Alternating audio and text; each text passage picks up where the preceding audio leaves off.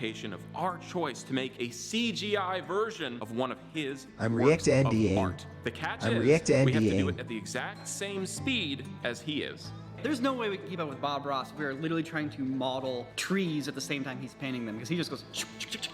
So we are going to be gathering our assets beforehand, so when it comes time to follow along with the episode, we're good to go. You don't even know what I'm capable of.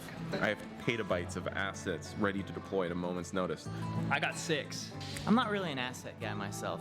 I'm more of a sculpting guy. My middle name is Asset Lord Nico. I put more time and dedication into getting the highest quality premium assets, more so than anybody else here. My pictures win purely because of all my assets that I use. Did you win the first challenge? No. Sam knocked it out of the park with this Unreal. For us to know what assets we need to gather, we need to look at the picture. There's gonna be a time limit. At least give us like 10 seconds. No. 2 seconds. We only get 5. No. 2 seconds. No, Let's two! get 2 seconds. You probably That is looked at it, didn't you? No, I caught a glimpse of it on someone's phone earlier. You go in the other room. Go in. No, this Go is, in the other room. You You don't usually get cut this part out of the video. So yeah, 5 seconds. 3, 2, Don't use a blink. 1. Oh. I can make that right now. I feel pretty confident about this one. All right, we're back up. 3, 2, 1. 1, 2, 3. We have to do it. Ocean. Gosh. Oh yeah. Ocean water is the easiest thing to do. God knows how you're gonna do the water. Will Unreal even help in this? There's an asset for everything. I gotta get to work. I have an idea that is so radical, I'm worried about being disqualified. Come here, ready? Painting. Do you have supplies? I have an iPad. As worried as Ren is, I'm twice as worried, okay? And I gotta center myself and really channel the Bob Ross in me. Push through. It's interesting though, because he's so at peace. To make a piece like that, so violent and angry, what is he hiding? Making giant curling waves is really hard. I might have to do it by hand. Or I could use Unreal's sweet water system that they have released this year. I'm gonna take it beyond the painting. Yeah, we see a beach. But what happens if you turn the camera the other direction? What's hiding out back there? While I might lack in curling, curvy, splashing waves, I'll make up for with my robust gameplay. Today, outside of Sam and I, our contestants are Ren and Jordan. I do not have a trick up my sleeve. I believe in the process. I believe in Bob Ross. I have my lucky charm here with me. I'm feeling good.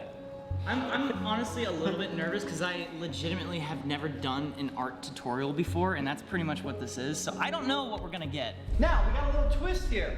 All of us have a little bell. Everybody can ding their bell once. And if you ding your bell, the video pauses for 5 minutes, but your bell gets taken away. So all of us have a little moment. If our program crashes or if we get a little bit behind, we can pause the video, but only once. 28-minute Bob Ross tutorial begins now. Welcome back. Certainly glad to see you today. You ready to do a fantastic little painting with me? All right, Bobby, show us what you got. The top of it I've covered with a thin, even coat of liquid white. Then we have a piece of masking tape. Wait, I need tape. Can you grab me? Oh, dude. Brown. That works, man. Go right into a small amount of the Indian yellow. Just Yellow. What time of day does that mean? 5 p.m.? And we'll just do something about like that. Oh, that's the sound I like to hear. Oh boy, oh boy. Screw this tape. This is so stupid. We live in the digital era. I don't need analog tools like tape. Ren, you better start drawing. Better start drawing. Loading in my assets. I know there's gonna be an ocean at some point, so I'm just gonna get No, later. Shake it. And just beat the devil out of it. All right, good, we're ready. I shook out my mouse pad. There we go. How about more contrast in that sky? How about some like, yeah. Oh my God, he's getting purple in there. Ooh, super saturated. Ooh, look at that yellow. See, what's nice is I can actually undo here. Oh, are we not doing the whole undo thing? I know he's going to waves. I'm getting my waves in. I can't wait on this sunset any longer. All these waves look so bad. Oh gosh. Okay, I need to go back and add more of that purple. Just lay in some basic. I am not remotely there yet. Jesus Christ. Oh, there we go. It's working. The governor's banner is definitely, he's gonna be like a torn man, a man who's been, you know, he's come to this island, left his home in England, and even though he's gained so much gold and wealth and riches, you know, there's still something lacking in his life. So I'm thinking I'll make him a really complex character. Dude, look at how easy this is. I'm just like taking my shoreline and I'm like, how about this over here? Look at that. Oh my god, he's already straight up into all the white stuff. What brush should I use for that? Maybe drawing? I am so in over my depth right now, man. He's got this band of color here, and I can actually bring that in by using some mediums here instead of 4D. I'm seeing some progress. Bob's moving really fast, so. Yeah, Bob's got the sky done already. But I'm This ready. guy's almost done already, so these guys would have to pick up the speed or use some bells. Oh my god, I just totally realized I really need to. God dang it, I'm gonna undo all of that. Are you gonna ding it? Are you gonna ding it? No, no, no. I'm just going back. So let's say our major wave, it's going to live. Whoa, what are you doing, Bob? What's that?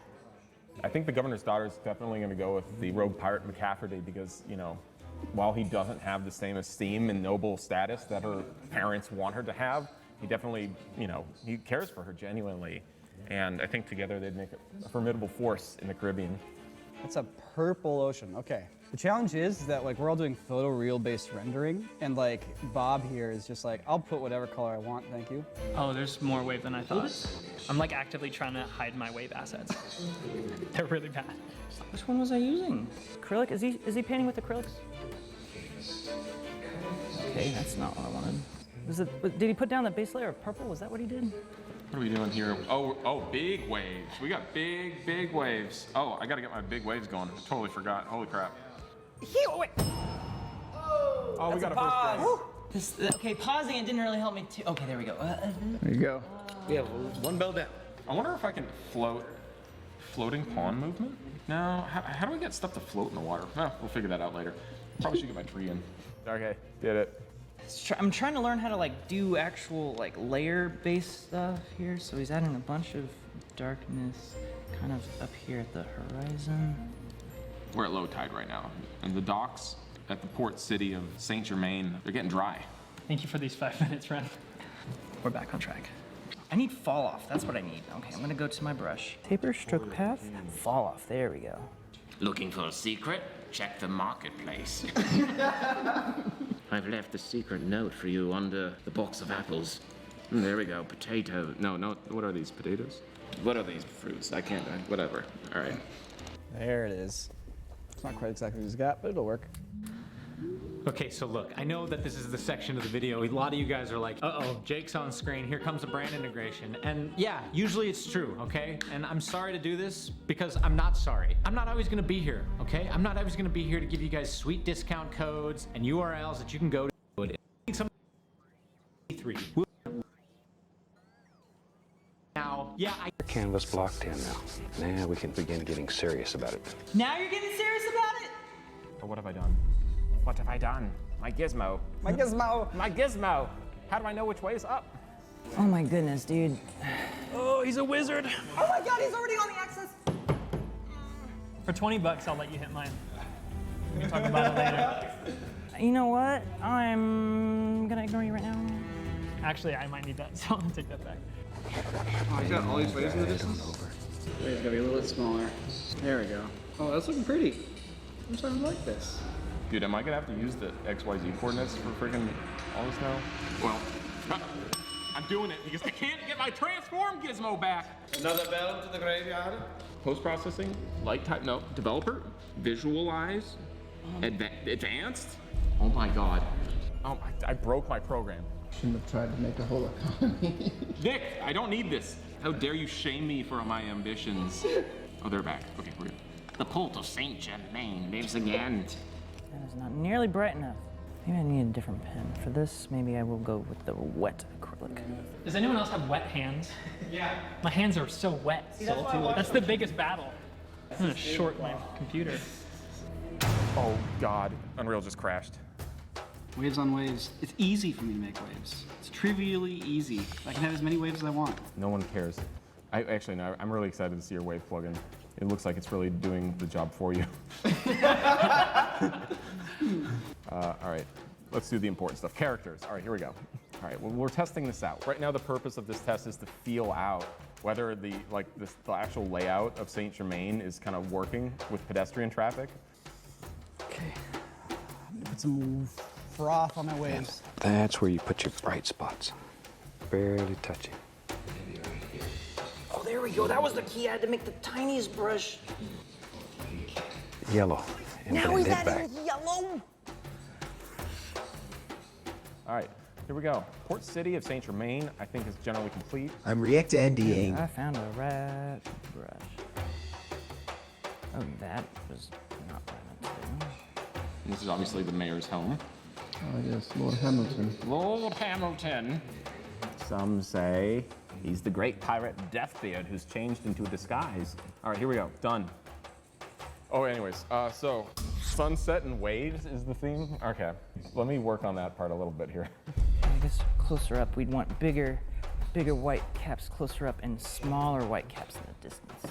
I'm putting a little extra something in there. A little nod of love to Bob himself. And all we're doing is just scrubbing it in. Put the shadow in, put the shadow in. Jordan, you really need some help, man. You gotta like maybe think about how you want to proceed from here. I'm not gonna use my paws, no. You're not gonna use your paws? Silly. What about for the common good, you know? Why don't you use it for everyone else, maybe, instead of be selfish? Wait, I forget, I have a freaking ocean brush. Organic water. I think I have an ocean brush. Spires? I'm definitely not gonna get that froth in here, but it's okay. What is this crap floating in the sky? We should figure out what's going on there. There we go. Oh, thanks, Jordan. Oh, that was really kind of you. No problem. Happy to help. When you got a ding, you got a ding. You got it. I ding for rent. Okay, third person digging. There we go, so digging. Ooh, I could give him a bottle of rum. Here we go, bottle green. There we go. I guess I could work on some foliage. Let's go right up here. Decide where your palm tree lives. Maybe this palm tree maybe lives right here. Skinny boy. Oh, that's a skinny boy. Let's give him a friend. We don't want him to get lonely. 2 skinny boys. We got a dual skinny boy? Oh shoot, let me go back and make a modification. Control W. Done. Well, yes, no, I was prepared for a double skinny boy. It honestly looks a lot similar to how I remembered it from the 5 seconds, but there's like way less wave action than I expected, so I may have gone overboard. But you do what you can. I'm gonna wrap this up in 3 minutes. Serious? Oh my God. Woo. Octane Winter did some weird stuff. There we go. Okay, you know what? Screw it. I'm moving on to the tree artistic. You still using the acrylic?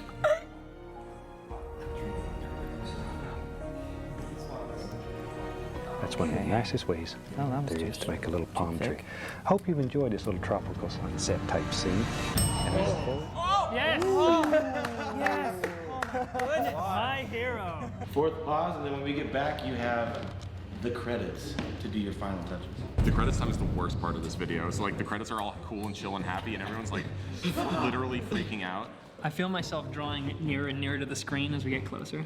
I'm in detail mode now. Sam's bouncing his knee. He must be nervous. I'm just trying to see if I can get my waves going further out into the water, you know? Like, I got great waves that are up close, but I need some, like, distant waves, you know what I'm saying? Okay, now check this out. I can take this layer, I can duplicate it, and select it. It's coming together. My wave looks like shit. Oh yeah! Really locking it in. It's like a hard line in front of it. I don't have time to do any displacement on this freaking water. And I look forward to painting with you again. Until then, happy painting and God bless. Oh, this is the sound. The music is helping. Can I record this for the soundtrack really quick? I have no more moisture in my body.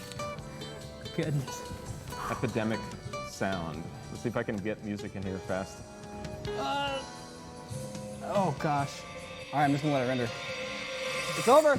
It's over. Hands off. Fingers out. Fingers out. What do you mean Oh my goodness. How stressful. It goes a lot faster than you expect. Thank God for the dings. Yeah, thank God for the dings. Should we walk around and look at each other's pictures? Yeah. All right, here you go. Whoa, that looks great. Oh my god! And if you guys care to notice, I added a little Bob Ross. Dude. Okay, that looks really cool, but where's the crashing wave? The crashing wave is as far back as I could humanly move it because it looks like garbage. Your lighting looks really nice. Thank you. Sunset and all Your that lighting is good. I like how soft and subtle your sky is. You know, it really feels painterly. Thank you guys. I don't see any sunlight shining through the wave though. I feel like it's a key part of it. I got it on the wave. It does actually look really good. I'm impressed. I appreciate it. It looks like you accomplished what you set out to do. Thank you guys. I mean, yeah, sure. Okay, let's look at what I got here. Oh! That's not bad. I am proud of you. It looks like the Bob Ross painting. That light through the wave is great. That's like spot on. This needs like at least another hour. I don't think so. I It didn't really does not look that different from Well, like I wanted to add like the shading on the tree. The trees are literally just like freaking 2D cutouts right now. The brushes you choose, the brushes are great. Like that looks like a painting. Yeah. And the sky is very close. Your colors are spot on, dude. Well, thank you. I mean, I'm pleased with it. This is the second thing I've ever made. Where's your grass? Oh no. That'll cost Delete you. it. That'll cost you. Where's my grass? Here's mine. What are these Orbeez? Oh, what are those? Wait, are those the waves? What? What is this? Why is it green? It's like Ocean of Jade. Why does it look like green glass? I thought you had a trick up your sleeve with that wave plugin, but it looks like it backfired a little bit. These looks like waves out of like a Zelda game where they're kind of like a little cartoony, but it's still very pleasing. All right, Sam, show us what you got. Well, I got this. It's a Oh, beach. whoa. Rolling waves. That looks pretty sweet. Why is that also That's green? dope. Are you guys seeing the TV differently than I am? I don't see how you're seeing so much green. I forgot that they were supposed to be blue at the last second, and so I haven't changed them yet. But Also, that my being said, distortion. Sam, that looks really cool. That actually does look like waves in water. Don't you feel like you could just jump right into this painting and walk around? All right, Yeah, it- click the button.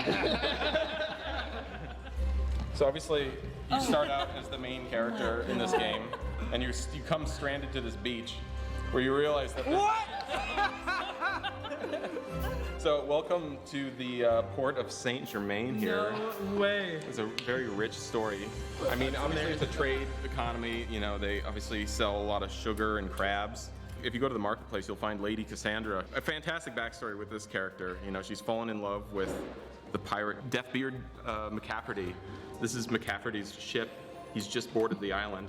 Yeah. I'm shocked because you built like 9 times more behind the camera. Yeah, there's all town here. There's side quests. Why are there side quests? Oh, yeah. The mayor's office is way over on that side. So yeah, Lord Hamilton lives here. Come on, you can get through it. Maybe try the basement entrance down there. You know, there's some bugs. We'll work them out. How soon in the process were you done with the beach portion? I kind of did that at the end. When he started putting the trees in, I put the trees in and did that, and then the rest of the time was spent doing everything else. That's time well spent, yes. What a quaint little island. Anyways, good times. All right, leave a comment down below with whose picture you like the best and maybe a little reason why. And we're going to tally it all up, and in a day or two, we'll post on our Instagram who was the winner of this Bob Ross challenge. Also, if you have any other cool VFX challenge ideas, please leave a suggestion. We love reading them. They help inspire us to make videos like this one. See you later.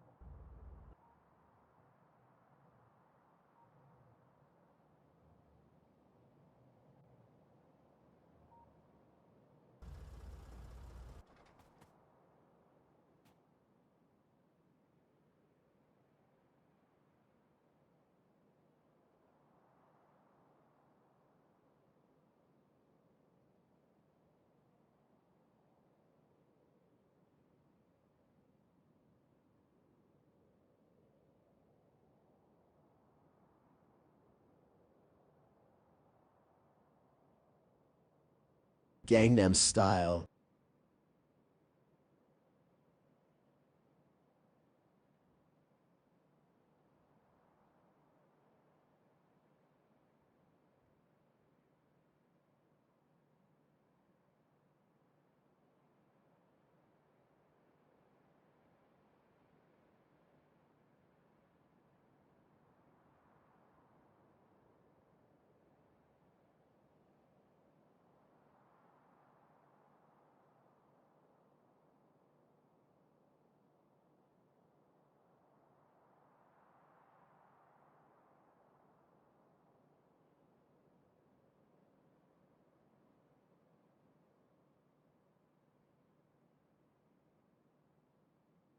Your DNA is probably already in a database.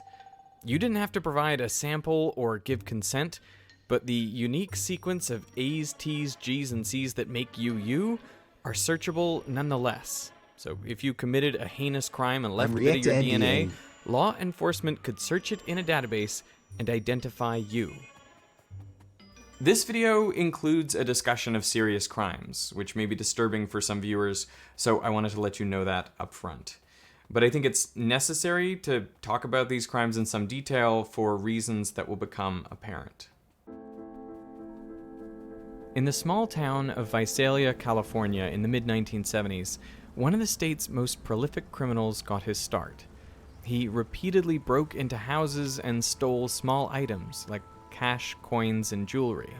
He was dubbed the Visalia Ransacker, but soon his crimes escalated. 6 months later, in 1976, he moves up to Sacramento, and over the course of the next 3 years is moving all across Northern California, committing numerous sexual assaults, over 50 sexual assaults. Here, he was called the East Area Rapist. The police are saying lock up tight. Sacramento's infamous East Area Rapist may still be in town. And then in 1979, he moves down to Southern California, starting in Santa Barbara, and starts killing. And he was known as the original Night Stalker in Southern California. Variously known as the East Area Rapist and the original Night Stalker, these were brutal, meticulously planned crimes that spanned numerous California counties between 1976 and 1986. Police believed that all of these crimes were committed by the same person, now known as the Golden State Killer. How was it known that these were committed by the same person? Investigators were relying on MO. MO, modus operandi, is basically how a criminal will commit a crime. I was wearing some type of a mask or a hood. I was wearing shorts and a t-shirt.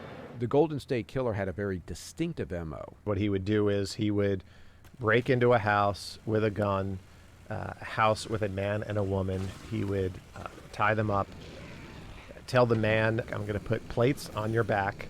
If I hear those plates move, I'm going to kill your wife and then kill you. Take the wife into another room and sexually assault her. Then he would go through the house for however much time, eating, stealing stuff, stealing little things or whatever, and then he would leave. How was he not caught based on fingerprint evidence? Well, he didn't leave his fingerprints. He always wore a mask. He always had gloves on. This was an offender that did everything to prevent himself from being caught. The Golden State Killer has been linked to at least 12 murders, 50 rapes, and a string of burglaries throughout California. Derek, how's it going? How you doing? Good, good. So we supply DNA sequencing solutions to the forensic laboratories that process crime scene DNA. At a crime scene, there's typically less than a nanogram of DNA left, and it's usually degraded. Right, so it breaks down. Why is there so little at a crime scene? A nanogram? Yes. That's insane. Yes. There's no accident that he stops in 1986. 1986 is when the first DNA case of a murder case is actually solved with DNA. And I think he's following that, and he's saying, you know what I'm doing here, I'm leaving my DNA. I can't do this anymore. Investigator Paul Holes tracked the Golden State Killer for decades. He couldn't account for DNA technology, and that really was his big mistake. That was the critical mistake. He left his DNA all over California. And it turns out that 3 of the cases, I had 3 sexual assault kits, and that's where I got the Golden State Killer's DNA from Northern California. But having the unknown killer's DNA wasn't enough. They needed to match it to a known sample. In 1990, the FBI started work on what would become a national genetic database. It mainly stores DNA profiles from convicted criminals and persons of interest. It's called the Combined DNA Index System, or CODIS for short. In each of your cells, there are 23 pairs of chromosomes, one from your mom and one from your dad. And at particular places on some chromosomes, there are short sections of DNA that repeat. Like AATG, AATG, AATG, and so on. These are called short tandem repeats, or STRs, and different people have different numbers of repeats. Forensic labs produce STR profiles by counting up the number of repeats at each location. Initially, there were only 13 places on the DNA where STRs were counted, but in 2017, that was expanded to 20. It feels to me like that's not that much information. It isn't. But the chances of 2 people having the exact same number of repeats at all locations is incredibly small. The CODIS database now contains over 18 million STR profiles. Golden State Killer's DNA profile has been up at the National DNA Database that's run by the FBI called CODIS since 2001.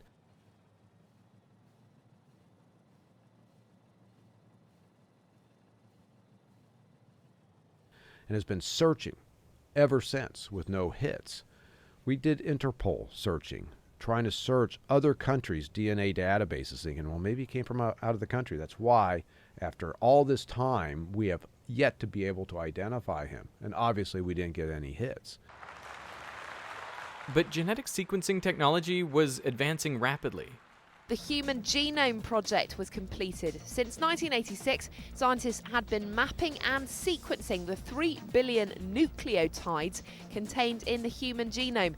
It's anticipated that Soon, private companies began offering genetic tests directly to consumers, and they provide far more genetic data than what's in the CODIS database. I traveled to Houston, Texas to visit Family Tree DNA headquarters. We'll go in the lab and we'll start talking about the life cycle of a sample. There you go. Thank you. These samples, what are they? So they're cheek cells. They just scrape the inside of their cheek, they put a cap on, and they send it back to us. It's like a robot ballet. Yes. So for DNA extraction, we need to remove all of the protections that are on the DNA and just separate it by itself so we can do testing on that. Instead of looking at 20 places on your DNA, these tests examine 700 to 800,000. The Family Finder test is based on what's called a microarray. And this is what a microarray looks like. Each one of those boxes is an individual.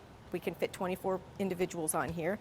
And within that box is about 710,000 positions of your DNA that we're measuring, we're getting data for. 710,000. Yes, and they're called SNPs. So hang on, that's like 710,000 individual bases, like ATGC. Yes.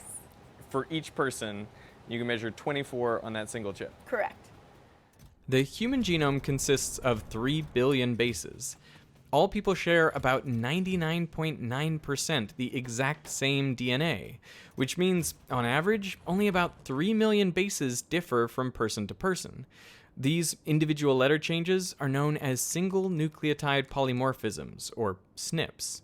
So on there, are there a whole bunch of like little pieces of DNA then? Yes. So what we have is a short piece of DNA that is specific to one SNP. So it's one position in the genome where we know there can be a difference. Okay. Is there any example of a simple SNP that, confers some sort of... Actually, blue eyes is a single base change. Really? Yeah. So everyone with blue eyes has this one letter change. Mm-hmm. You can see now it's starting to scan the first box. The results of your 710,000 SNPs can tell you about The results of your 710,000 SNPs can tell you about your geographic ancestry or possible medical conditions, but they can also quantify how related you are to someone else. The genetics of having a kid are a bit like cutting two decks of cards together. The resulting deck will share about half its cards with each parent, and there will be long sequences of cards which match identically sequences in each parent. Now, if this deck has a kid, well then its offspring will share only about a quarter of its cards with each grandparent, and the sections of identical cards will be shorter. And this is how it works with DNA. The more closely you're related to someone, the more DNA you share, and the longer the blocks of identical DNA are. But to compare the DNA of two people, you don't need to read every letter. The SNPs are sprinkled throughout the DNA roughly every 2,000 bases. So if you find long sections where the SNPs match up, you can bet that the DNA in between is identical too. By comparing hundreds of thousands of SNPs sprinkled throughout the DNA, you can see where these identical blocks start and stop, and so how much total DNA is shared. Everywhere that is highlighted in blue is where I share DNA. With your father? With my father, which is exactly what you expect, because I should share DNA with him everywhere, because he gave me 50% of my DNA. So this is a second to third cousin. I have no idea who this person is. And you can see here, we are definitely not as closely related as me and my dad, because where the blue is, those are the only regions of the chromosome where we share DNA. We all know that these genetic tests can help identify our relatives. But the question is, can you do the same thing with law enforcement databases? Can you identify family members using the CODIS database? You can, and it's only limited to really first order and second order relatives. That means if I'm looking for the Golden State Killer, I'm looking for either his father, his brother, or his son. We did that over and over and over again with no hits. Why is it so limited? Because you've only got 23 loci. If you want to do proper kinship analysis, you need to have more points assessed on that genome to see how related you really are. We know the answer is behind a locked door, and the answer is behind the locked door of 23andMe and Ancestry.com. We know that they have millions of profiles. Somebody related to him, a second cousin, I would guess, would be in there. Sure. And that was very hard to deal with, you know, that the answer is there behind this locked door. Law enforcement is not allowed to search the databases of 23andMe and Ancestry.com, but luckily for investigators, there was another way. An independent website called GEDmatch had been set up to allow people to connect with relatives. You can upload the raw data from any of the big genetic testing companies and search for matches. So when we initially search the GEDmatch database, our best hits come back at third cousins, which means they shared, our top hit, I think, shared about 1% of the DNA. It's very little DNA that's shared. But that's a starting data point. And theoretically, by taking multiple of these individuals that share DNA and building their family trees using traditional genealogy and public source documents like census records and obituaries and newspaper articles and findagrave.com, you build this family tree back until you get two of these relatives of the Golden State Killer. You get them to intersect, where now you see, oh, they shared great-great-grandparents together. Theoretically, Golden State Killer is a descendant from those same great-great-grandparents. So once I identified that common ancestor, it's now identifying every single descendant from those great-great-grandparents. And this becomes a huge process. People in the 1840s would typically have 15 kids. You have to identify each of those kids, and then all of their children, and then all of their children. So now we have this exponentially growing family tree. How wide did that tree get? I think we had over 1,000 individuals in that family tree, but we knew a lot about our offender. We were confident he was born between 1940 and 1960. We knew he was a white male. We knew he was 5'8" to 5'10". You know, he's in California. He's up in Sacramento in 1976. He's in Southern California in the 80s. We basically narrowed it down to about 5 males, and then it's just investigations. With a suspect at their fingertips, this spring they followed him to a Sacramento area Hobby Lobby store and took a DNA sample from his car door handle. Days later, investigators recovered another DNA sample from one discarded tissue, which registered a match to DNA evidence left at one of the crime scenes. Investigators in California say DNA evidence led them to one of the country's most notorious serial killers. Former police officer Joseph James D'Angelo was arrested yesterday, and he is believed to be the so-called Golden State Killer. For 44 years, countless investigators have worked it and have failed to solve it.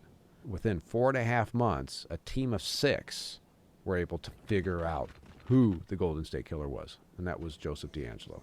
After the Golden State Killer was identified, the floodgates opened. And we were seeing every week not only single killers, but multiple killers, serial killers.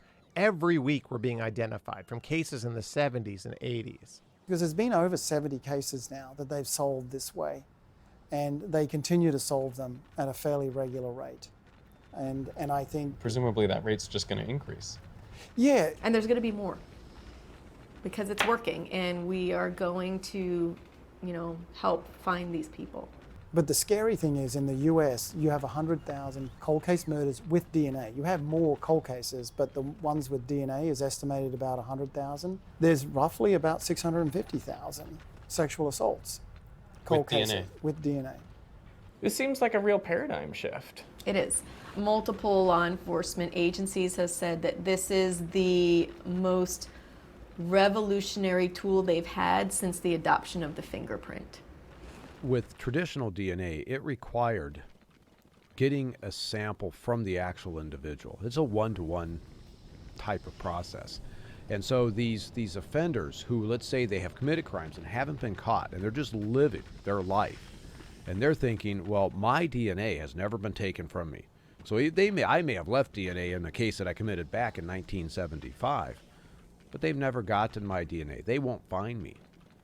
But now, well, we don't have to rely upon that. Somebody distantly related to that offender has put their DNA into a database, and they have to start getting nervous because that's outside of their control. They can't account for a third cousin, what that third cousin is doing. And so they start getting nervous. And I've kind of wondered how many of these individuals recognize that law enforcement is eventually going to be knocking on their door as a result of a third cousin putting their DNA in the database. Each person who uploads their information to a database illuminates the identities of hundreds of other people around them. Parents, siblings, aunts and uncles, and cousins. A study by Ancestry DNA found the average person in the UK has 175 third cousins. And it doesn't stop there. The DNA in one person will be shared by hundreds of people yet to be born. Children, grandchildren, nieces and nephews, and cousins once or twice removed. Realistically, each person shares identifiable DNA with nearly 1,000 people, past and future. So it doesn't take many people uploading their data to reveal the identities of everyone living in a country. Back in 2018, a study found that using an existing database of just 1.3 million people, they could identify 60% of all Americans of European descent. And they estimated with a database containing just 2% of the population, you could find a third cousin or closer match in 99% of cases. DNA storage is one of the things that we have that is really unlike anything else. If you look inside, this is at minus 20 degrees Celsius. That keeps the DNA good for a long time? We have DNA samples in here that are probably about 15 years old. How many samples are stored in there? Just over 2 million. Whoa! Yeah, so the capacity is just over 2 million. 2 million people's DNA stored in this one small room. Correct. Wow. By 2021, over 30 million people worldwide have taken a direct-to-consumer genetic test, the majority of which are through Ancestry and 23andMe, which do not currently work with law enforcement, but family tree DNA does. If you ask Americans, should we have a national database where everyone's logged in it? As their DNA. Yeah, by their DNA and their name. Most Americans will be somewhat uncomfortable or potentially very uncomfortable with that. But we're kind of sleepwalking into that scenario. There are some people who are concerned with privacy. If anyone chooses or decides that they do not want their results to be used for law enforcement matching, they can remove themselves from that. I do worry about genetic information being used to discriminate against someone. My biggest thing is health insurance. I worry about if you have somebody's DNA profile and some law is enacted, it gets into the wrong hands, and they say that this person has a proclivity, they're headed towards Parkinson's, they're headed towards this, headed towards that, and then rates skyrocket. That's the biggest place that I see as a privacy concern. Once your genetic information's out there, it's out there. It's not like a credit card where you can get a new one. Yeah, you're giving away something that you don't know what it can do. Well, yeah, our information isn't ours in the first place. Like, Right. Our information is shared. Yes, with your relatives. Yes. And although you may be adverse to this sort of thing, if they've already done it, in a way, you're out there. In society today, you very clearly have two camps. There are those that are very comfortable having their genome available to be able to be searched for law enforcement purposes, and there are others that are not comfortable at all. And that's okay. The problem is, of course, those people who don't want theirs to be searchable could have their DNA uploaded inadvertently by their relatives. Do you know what I mean? So like if I don't want my DNA to be searchable by law enforcement, but my sister uploads hers, yes, it's almost as good as me doing it myself. Right now, Family Tree DNA's policy is we will only accept samples from law enforcement under certain circumstances. It has to be a sexual assault, identification of remains, DNA recovered from the scene of a homicide. And we also do child abductions. So if there's a child that's kidnapped and there's DNA evidence, we will process the DNA so they can try to find out who the abductor is. Those are the only cases that we will accept. Got it. Unfortunately now, GEDmatch has flipped off the switch. And GEDmatch has actually said that you're not allowed to have your information searched without opting in. Right. Was that decision by GEDmatch a direct result of this Golden State Killer case? No, it wasn't. No. You want to tell the story? You know, it had to do with a Utah case. Where an elderly woman was playing the organ in a church. And there was an individual who broke in and assaulted her. But it wasn't a sexual assault, but it's a serious crime. I tried to strangle her and left her for dead. I believe he thought that, she was obviously dead and left. The police, I believe, approached GEDmatch because that they were concerned that he was going to recommit other crimes. But GEDmatch's terms of service said they would only help law enforcement in cases of rape or homicide. Her problem was that she didn't die. Because if she died, then... If she died, it would have fit the conditions, and they would have uploaded the sample because it met the terms of service and everything. So what happened? They didn't take that case? They did. They subsequently caught the individual from that search that they performed on GEDmatch. But people within the genealogy world kind of got their passions inflamed, saying that is stepping outside of what this tool should be used for. And they ended up putting a lot of pressure on GEDmatch. They flipped the switch because they got freaked out. But at the end of the day, it was a violation of terms of service. And I think ultimately led to a good thing. Everybody got zeroed out, and then everybody gets to sign back in. Subsequently, GEDmatch was sold to Verigen. I can tell you, a new user today, when they sign up for GEDmatch, about 73% of them are signing up to allow law enforcement to search. We're pretty happy with that. Yeah. I mean, that's a high number. It's a high number. And it suggests that people want that, in a sense. How many second cousins or third cousins do you know? You know what I mean? You don't know that many of them. Without even knowing it, you're helping justice. You're helping a victim's family get a little bit of peace. Not closure, but a little bit of peace. To get an why answer. Not? partly you could make an argument that if you want to be an activist helping catch criminals, one of the best things you can do is like encourage everyone you know to be tested and put in the database. Correct. And, you know, there are millions of people who have tested at other companies that are not working with law enforcement. And if they want to help, all they have to do is download their raw data and they can upload it for free into our database.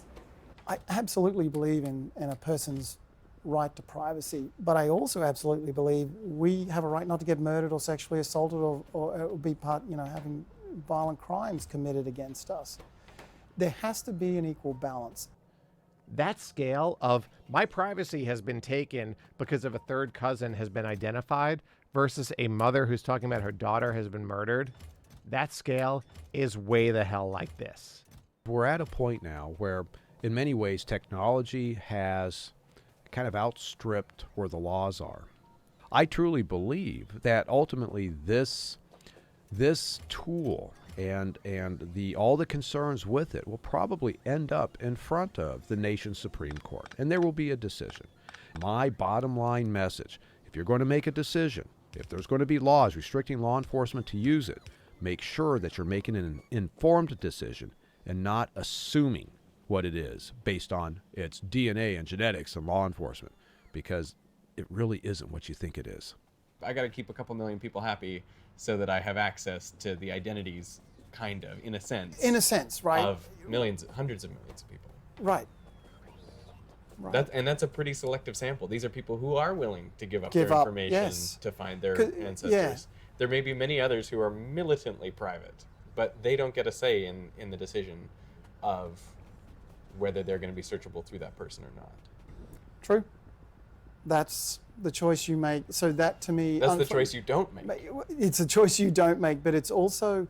It's the choice we have to make as a society, is what's that balance? There is always going to be winners and losers in my mind, right? And I don't want to use losers in the negative sense there, but in a decision, at the end of the day, you have to balance, in my mind, the public safety with the public privacy. Is DuckDuckGo, is that good? I use it, I'm a little paranoid.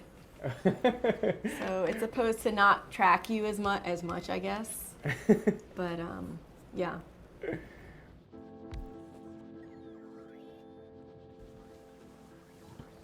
I have been working on this video for a couple of years, so I really want to thank Brilliant for sponsoring it. I appreciate their willingness to support me tackling complex and important stories.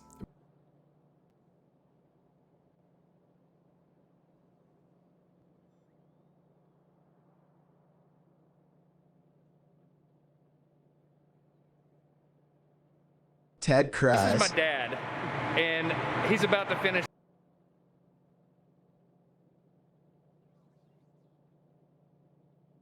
I'm react-NDing.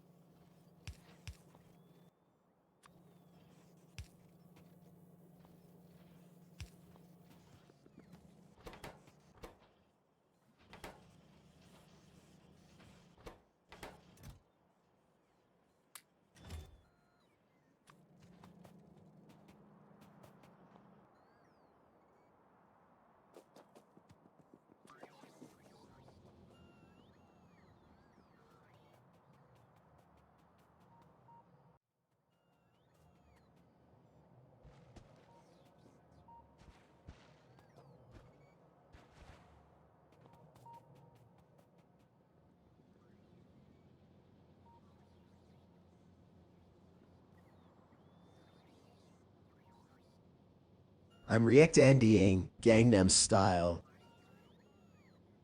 Ted Cruz.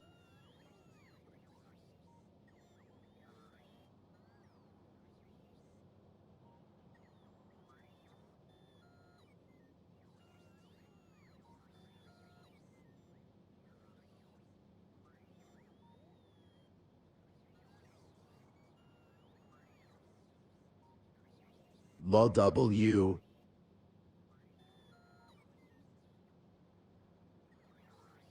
This major job you've been working on, which is the James Webb Space Telescope? Sun shield for this James Webb Space Telescope. Hey, it's me, Destin. Welcome back to Smarter Every Day. The James Webb Space Telescope is about to launch, and this is a really big deal that people from all over the science community have been waiting on for years.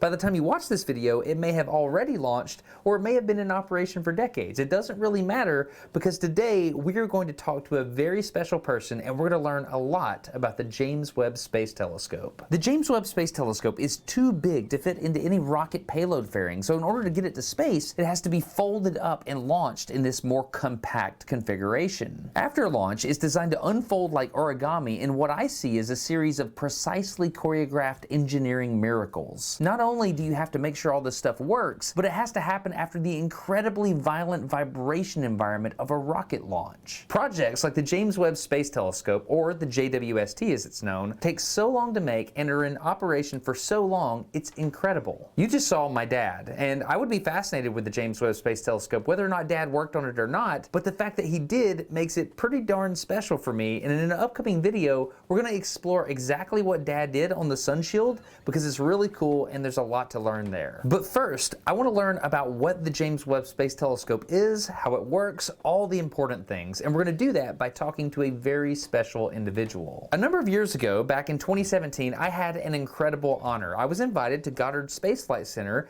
and I had the opportunity to speak with an incredibly important person working on the project, Dr. John Mather. Before we start this conversation, I want to explain its importance to you. If you could pick any human in all of history to explain the James Webb Space Telescope to you, you would pick Dr. John Mather. First of all, he's an astrophysicist and a cosmologist, and he actually won the Nobel Prize for Physics along with George Smoot for his work on the Cosmic Background Explorer satellite. What I'm trying to say is he understands the night sky like no other. And astronomers have been looking for the center of the expanding universe for a long time, and there is no sign of it. Imagine an infinite universe that is expanding into itself infinitely, without boundary, without a center, without an edge. The second reason you'd want to listen to Dr. Mather talk about this is because he is the senior project scientist over the James Webb Space Telescope. And what that means is he represents the interest of science to the project managers over the project. And given the fact that he knows all this stuff and the whole project is about science, you can imagine how important that means his perspective is. Not only are we speaking to a brilliant mind who knows many, many things, he's also very kind. For example, when I'm doing the interview, which isn't the best execution of an interview I've ever done, I'm trying to film him in the side room of a little conference center. My camera kept overheating, and he was very patient with me, as I hope you will be too. It's just really, really simple. Like, we're talking about the most complex thing that humans have ever built in a very simple way. And I'll interrupt throughout our little interview here, and we'll have some little simple drawing conversations. It'll be fun. So let's do it. Let's go talk to one of the many brilliant minds working on the James Webb Space Telescope, and let's try to get smarter every day. All right, so this is Dr. John Mather. Am I allowed to say Nobel laureate? Yes. All right. Yes, indeed. Do you mind talking to me about James Webb for a second? I'm happy to do that. Let's go ahead and get comfortable. So what I'm interested in doing, with your permission, is creating a video series about how the James Webb Space Telescope works. Okay. And you're the man, correct? Well, I'm one of the many. I've heard... I'm the original senior project scientist. I've been told that you are the man and that you're very humble and you give credit to everyone. I'm also proud of what we've done. Okay. But yes, it's obviously a team project. Okay. It's a huge team project. That's right. The special art of it. Here's the telescope, and you can see that it's not like anybody else's telescope. It's not like the little tube the Galileo looked through. It's not like the Hubble Space Telescope. It is way out there in space. It looks more like a solar energy concentrator. And it has this huge hexagonal mirror made out of 18 smaller hexagons to collect the starlight or the galaxy light that comes from over here. Bounces off of that, bounces off a little convex mirror up here and back down into this black area, which is the beginning of the instrument package. Is that called a Cassegrainian? These two parts make it a Cassegrain. There's a third big mirror that you can't see that makes it called a 3-mirror anastigmat telescope, which is better. Say that one more time. 3-mirror anastigmat. I'll have to go look at that. Yes. It means that it gives a good image over a much larger piece of sky. Got it. And so we really care about that because we want a really good image and we have a big camera. Okay, so I did have to look that up. 3-mirror anastigmat. 3-mirror anastigmat. Basically, it means that light gets bounced off of mirrors 3 times before it gets to the instruments or sensors that are taking the picture. Each of those mirror bounces is for a very specific reason. The big mirror essentially is like a big bucket. It collects all the light as it's traveling through space, and then they focus that down. They wanted as big of a mirror as possible because that means they can get more light, a bigger bucket. So all this light reflects off that big concave mirror and is focused down onto the little secondary mirror in front of it. Think about it. That is so much more light hitting that little mirror than if the little mirror was just looking out into space by itself. All that light then goes deep into the telescope and is bounced off one more mirror, and then it goes to what's called the fine steering mirror. This mirror compensates for the movement of the spacecraft and kind of works like image stabilization, and back here in the back on all these optics, that's where all the astigmatism is taken out of the image. 3-mirror anastigmat, but there's a 4th mirror in there to work like image stabilization. Got it. The hardest thing for us to build was this giant mirror because it's made out of 18 pieces and they all have to be adjusted to the right place after we get upstairs into space. So each of them is made out of beryllium, which is very light and very stiff and holds its shape when it's cold. That was our hardest thing, to learn how to make them ultralight, because each of these hexagons is something you'd be able to lift with your hands if we'd allow you to do it. So they're really thin material and really accurate. Behind the telescope mirrors is the instrument package, which has the cameras and spectrometers, and we had to invent some things for that too. We needed much better detectors. The detectors are made of 2 flavors, one called mercury cadmium telluride, and one is called arsenic doped silicon. And the combination of those 2 things give us the sensitivity to the whole wavelength range that we wanted to study. And that didn't exist before? Well, they existed, but they weren't good enough. They weren't sensitive enough and they weren't big enough. Gotcha. So we really had to push on that. Other things that are obviously difficult is how you're going to make this big thing. So what I'm pointing at here is the sun shield. So it's made out of 5 layers of thin plastic coated with metal. Kapton? Kapton. So the sunshine comes up from this side and it's all reflected away. So only a little tiny bit of heat gets through to this side because we want the telescope to be cold and also very stable. Basically, the telescope will be flown in such a way that the sun's rays are always hitting the bottom or the instrument side of the sun shield and leaving the mirrors in the shadow. Just like on Earth, when we only see the stars when our side of the planet isn't facing the sun, which we call nighttime, well, with this big sun shield, the Webb can create its own continual night for the telescope. One side of the telescope is always in the dark and the other side is seeing light, which is a really interesting way to do this because typically you have to do thermal management systems to keep everything at the right temperature. But when you keep the optics cold, you don't have to worry about temperature fluctuations. So you can set it the way it needs to be and you can let it do its thing. This is a fascinating engineering problem and we'll talk about this more in a future episode. Things that are more ordinary, we still have to think about. On the warm side of the sun shield is the spacecraft box that contains all the spacecraft electronics, the power supplies, the rocket engines, the fuel tanks, the transmitters and receivers and the computers. Everything that it takes to run the observatory. It's on this side. Is that how you also position the spacecraft? Where are the reaction wheels, for example? We have reaction wheels in here that are used to point the spacecraft in the right direction. And we have rocket jets, which are used for 2 things. One is to maintain the orbit, because it's an unstable orbit. And the other is, once in a while, to unload the reaction wheels, because the reaction wheels collect angular momentum. And where do you get the angular momentum? You get it from sunshine, which pushes on the telescope and isn't totally balanced. So the combination of those 2 things means you have to use fuel. And that's the thing that sets the lifetime of the observatory. Okay, that was a lot, but we can understand it. Check this out. Reaction wheels are amazing, and I did a whole video on them years ago that goes into depth, but it's basically a way of orienting or pointing the spacecraft without using a rocket, just like cats do. You should probably go back and watch that one too. One way I like to think about reaction wheels is motocross. This video from way back shows it pretty well. So a motocross racer goes flying up into the air, and they're briefly kind of weightless, like a spacecraft, but riders are able to control whether the nose of the bike goes up or down by braking or accelerating. If they accelerate the back wheel, the nose goes up because the reaction torque spins the bike in the opposite direction of the wheel. And if they want to pull the nose down, then they hit the brakes, and all the torque of slowing down the wheel is redirected into the bike and it tilts down. Basically, it's the same idea on a space telescope, but instead of attaching motorcycles to it to turn it in different ways, they have little electric flywheels that are always spinning, and if they accelerate them or decelerate them, the angular momentum is transferred to the telescope and they can spin and point the spacecraft very precisely in all sorts of directions using a combination of reaction wheels oriented in different directions. The other thing that's fascinating about the James Webb Space Telescope is we're trying to keep it oriented in a very specific direction, but we're getting all this pressure from the sun. It's called solar radiation pressure. Basically, as light and radiation from the sun hit the telescope, they actually apply pressure to it, not unlike a sail. It's a really small amount of pressure, like 1,000th of a gram on a square meter of spacecraft, but if you think about it, if you're in 0 G in the vacuum of space, a small force can offset everything, and you have to account for that. It's a really big deal. So way back in the back of it, where you can't see it in this black section behind the mirror, is a huge box full of instrumentation.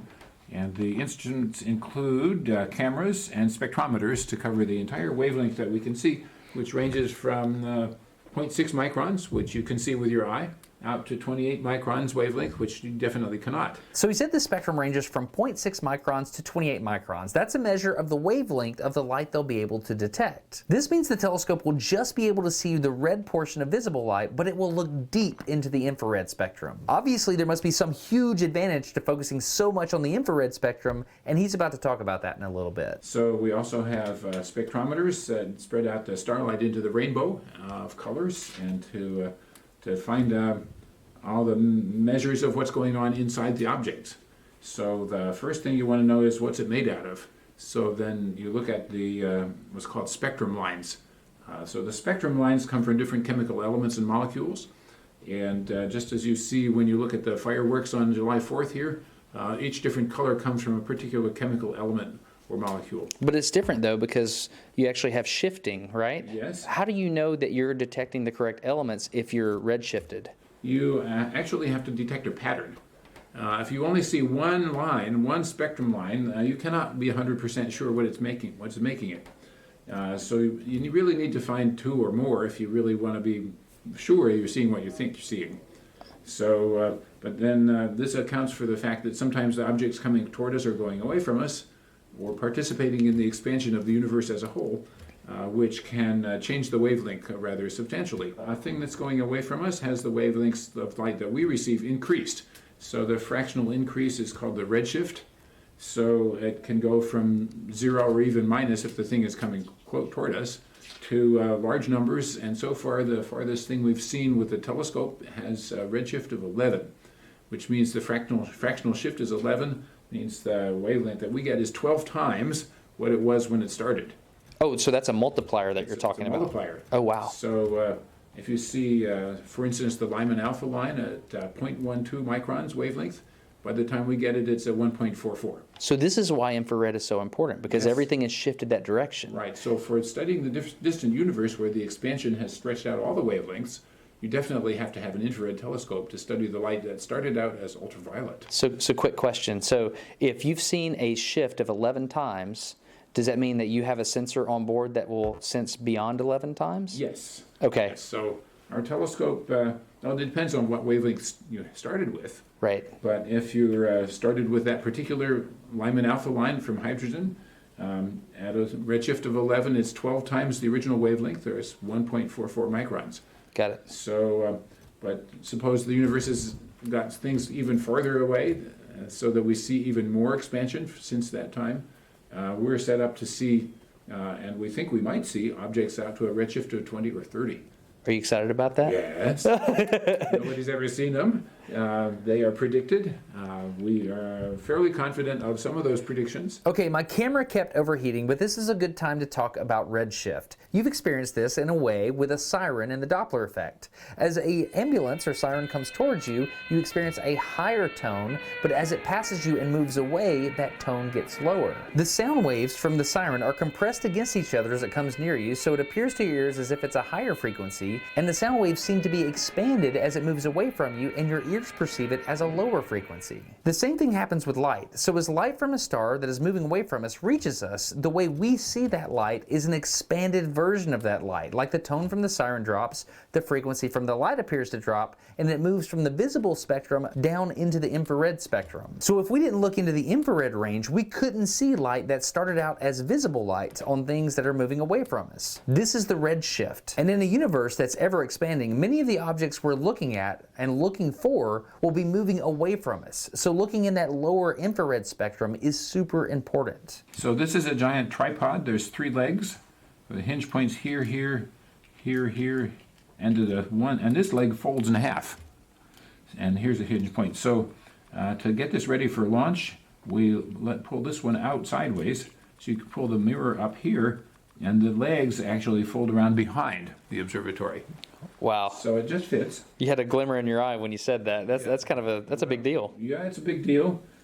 It's one of many things that have to work when you launch. Of course, everything is folded up for launch. Everything has to unfold and do the right thing out there. So, of course, the big question everyone has is, are you sure it's going to work? And the answer is, of course, you can't be sure. But we are doing what we should be doing to make sure. So what do? Well, number one, you have 2 of everything when you possibly can. So you get 2 shots when you need them. You rehearse everything. You practice and practice and practice. And you have grouchy people come to tell you when you're not doing it right. And that's really important because we hate doing it wrong even if we don't like being told. What are those people? The quality assurance officers? Those are review panels. We get peer reviews, we get senior engineers that have done something related before and that have a good instinct about these things. They say, no, don't do it like that. Do it some other way. Right. And so, but the most important thing is you test and test and test, because there's no such thing as analyzing anything well enough that you can be sure. You know, you have destructive tests and non-destructive tests. So how do you perform a test when you only have 1 test article? Well, we actually made several test articles. We made a pathfinder for the telescope with the carbon fiber framework, and we put on 2 of the mirrors, or even finally 3. And my camera overheated again. At this point, I'm starting to get embarrassed, but don't worry about it. This gives us an opportunity as the camera cools off to get distracted by cool things at NASA. This interview took place at NASA's Goddard Space Flight Center in Greenbelt, Maryland, which is where they've been controlling the Hubble Space Telescope for the last several decades. I spoke to the Hubble operations manager and got to see the actual control room. That's a topic for another day, but they do all kinds of awesome stuff here at Goddard. So you're gonna make this space telescope and you're gonna put it up into space. You don't want the first time it sees a vacuum or near absolute zero on the sensor side. You don't want that to happen for the first time in space, so you got to try to simulate that on Earth. How do you do these incredibly physically challenging things here on 1 atmosphere on the surface of Earth? The answer is a huge thermal vacuum that was built at Goddard back in the 1960s, and it's incredible. So basically a large vacuum, and they pump liquid nitrogen into it to make it cold? Make it cold, make it simulate the environment of space. That's crazy. So this is how you simulate space on the ground? That's right.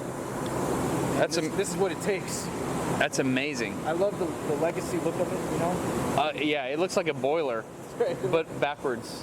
It's made to keep pressure out instead of take pressure or contain pressure. All designed on paper, you know, back in the 60s. You think about it like that, it's all analog. Okay, so we're on the top floor now. We are walking towards the top of the thermal vacuum chamber. That's cool. So do they actually put James Webb in there? Some of the components, before the assembly, they would take some of the larger components and put in this one. And then we have a bunch of smaller ones over there. They test everything, all the way down to the nuts and bolts. These are also thermal vacuum chambers, just also, or just smaller scale. Oh, this is for component level stuff. Correct. Gotcha. Nuts and bolts. Nuts and bolts. And smaller assembly parts. Oh, that's cool. They've got the hydraulic diagram like integrated to the valves. That's pretty neat. When you think that was printed, you know? Oh, wow. My bad, got a little bit distracted. The next thing they want to test for are the launch forces that happen on the rocket. They have a huge centrifuge at Goddard, and they can place instruments on that and simulate the G-forces that the telescope will see during launch. It's pretty awesome. And then there's the vibrations that'll happen during launch. Okay, this is the shaker table. So the Ariane is going to shake violently. What you have to do is you have to make sure that the telescope isn't going to break during launch. So here at Goddard Space Center, check it out. It's a really cool area here. This is the way they test that. They'll put the telescope here, they'll mount it in position, and then they'll shake it violently to make sure that nothing falls apart, nothing breaks. Here's some B-roll footage of them doing that, the vibration testing. You can see the telescope shaking. Okay, I'm in a really neat spot right now. This is the tent that they move James Webb around with. It's like a portable clean room. And this is the sound chamber where they're gonna acoustically load the thing. What they're doing here is simulating the roar of the rockets, which can get up over 140 decibels and can be very destructive. So they've got this big chamber with speakers in it with a massive subwoofer and other speakers to blast it with sound. That's a subwoofer up top? This is the largest subwoofer in the country, as far as I know. And so if you really want to drop the bass, this is where you come. The cool thing about a sound chamber is that the sound is different at different parts in the chamber because you get reflections and echoes off the wall. For example, if I have a sound wave going across and bouncing off the wall, you might get constructive interference, meaning you get a louder sound at different points and you might get a quieter spot. So in order to test that, you can see they have microphones hanging at different points in the chamber. Wow. I'm going to get back behind this because I don't want to interfere with what they're doing. These people are moving this tent by hand, and the way they're doing that is on an air bearing. They've got compressed air pumped to the feet of the tent in a really flat surface floor. Gangnam Style.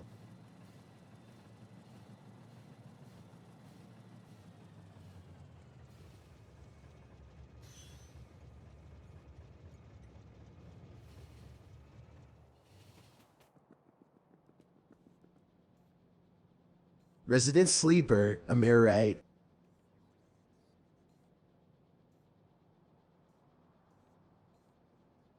And they're able to move the whole thing by hand.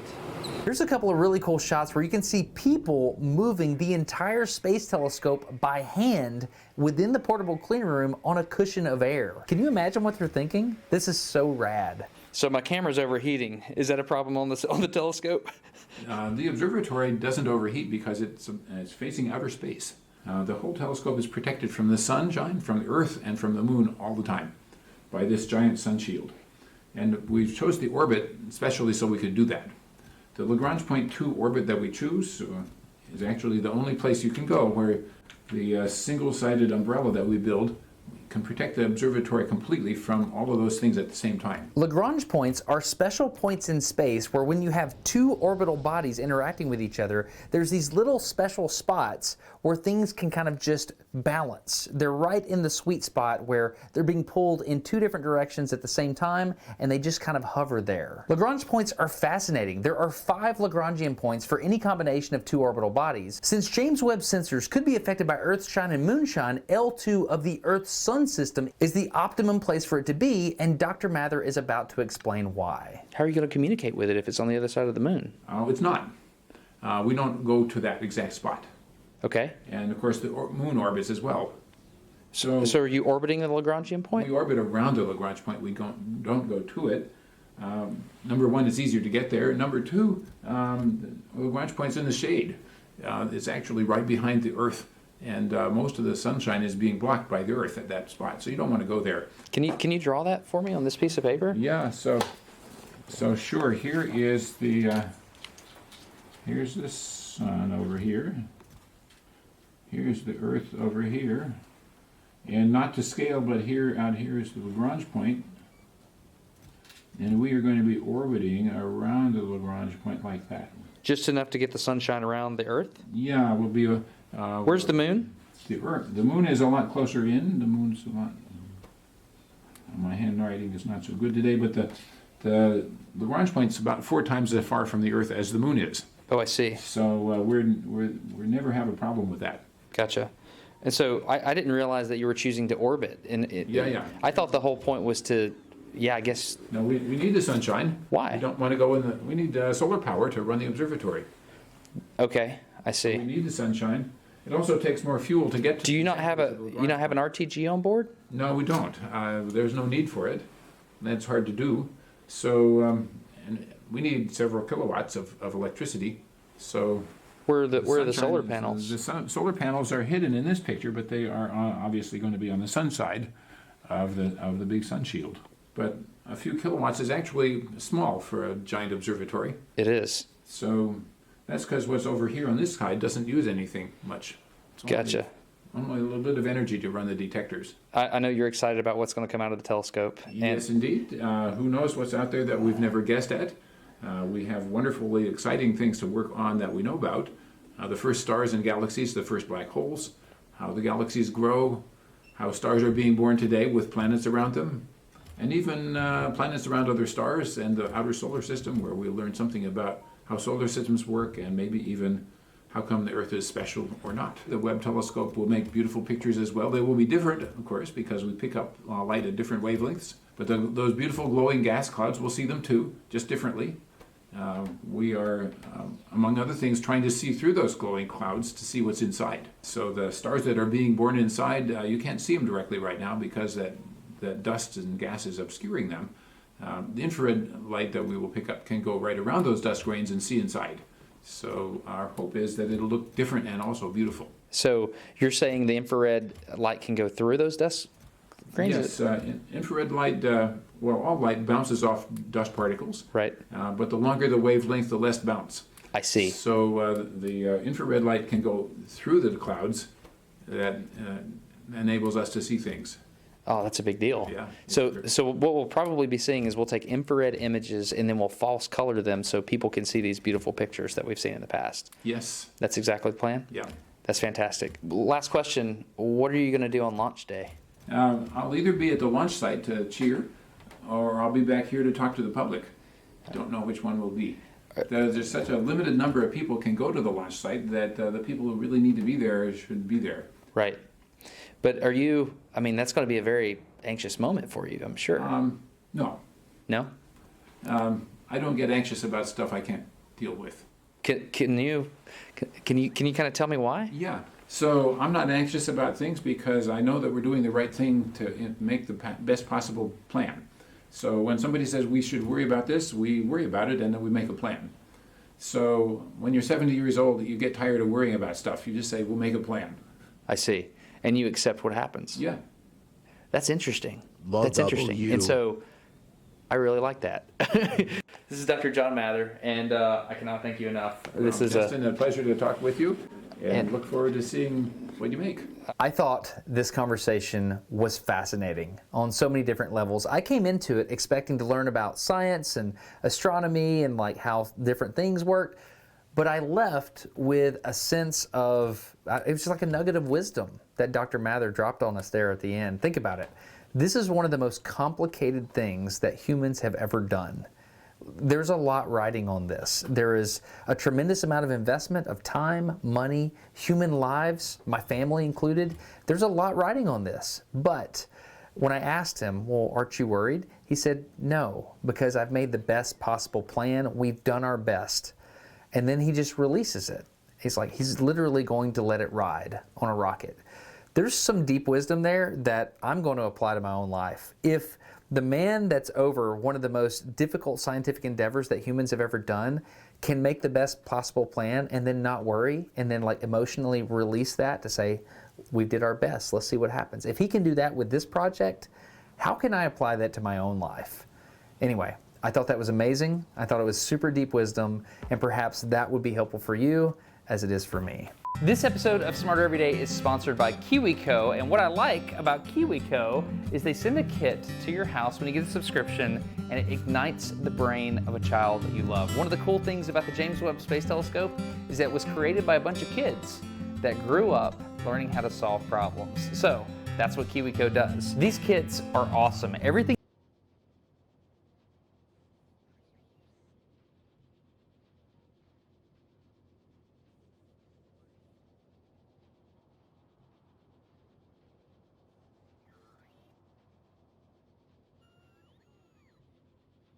Ted Cross. Resident Sleeper, am I right?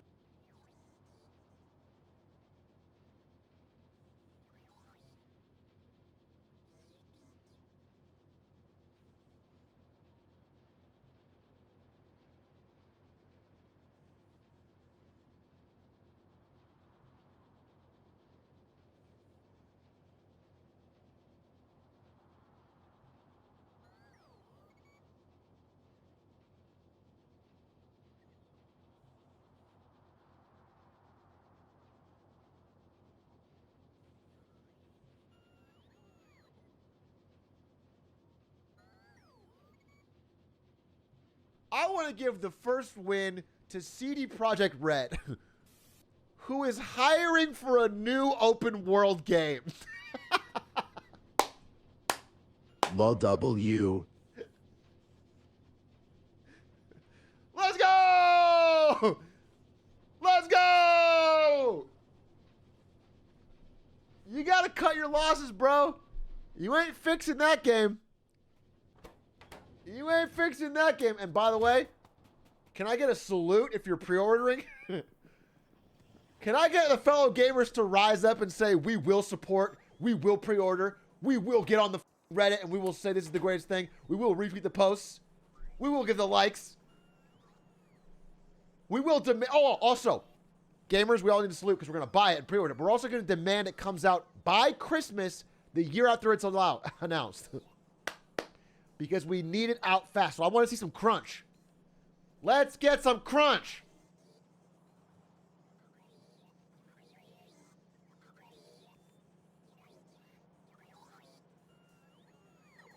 Extra scrub anywhere.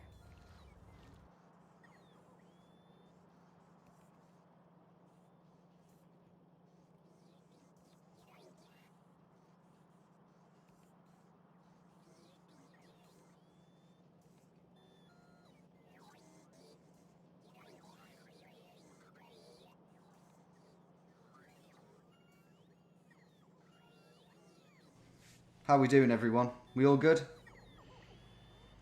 Let's okay, go. all right, simmer down. Now, I have a really great custom map to show you here. 198 capitals of the world. That's capital cities. I got this idea from GeoPeter. If you haven't checked out his channel, check it out. He's a great guy and a great GeoGuessr player, much better than I could ever hope to be. And I'm really looking forward to seeing what happens here, because I'm guessing a lot of these are going to be photospheres, because a lot of the countries that they are the capital of aren't on the regular GeoGuessr. So it's going to be really interesting. We're going to get countries like Gabon or St Kitts and Nevis, you know, whose capital cities I haven't got a clue what they're called. That's the thing, I only know probably less than half of all the countries' capital cities. So, but of course I will be able to zoom in the map and just have a guess. So without any further ado, I'm going to play this. I'm going to make a challenge link. I'm going to do no moving because I think most of them will be photospheres anyway, or a lot of them will. You guys can play along, of course. If you don't know how to do it, check the description below for the instructions for the best way to do it. And without any further ado, let's see what capital cities crop up, and let's see if I can get any of them. I'll be amazed if I can get 2 or 3. I'd be pleased with that. Here we go.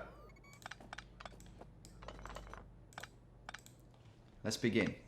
Oh, wow, we're in a football stadium straight away. Maybe I can get this. Let's have a look. What have we got?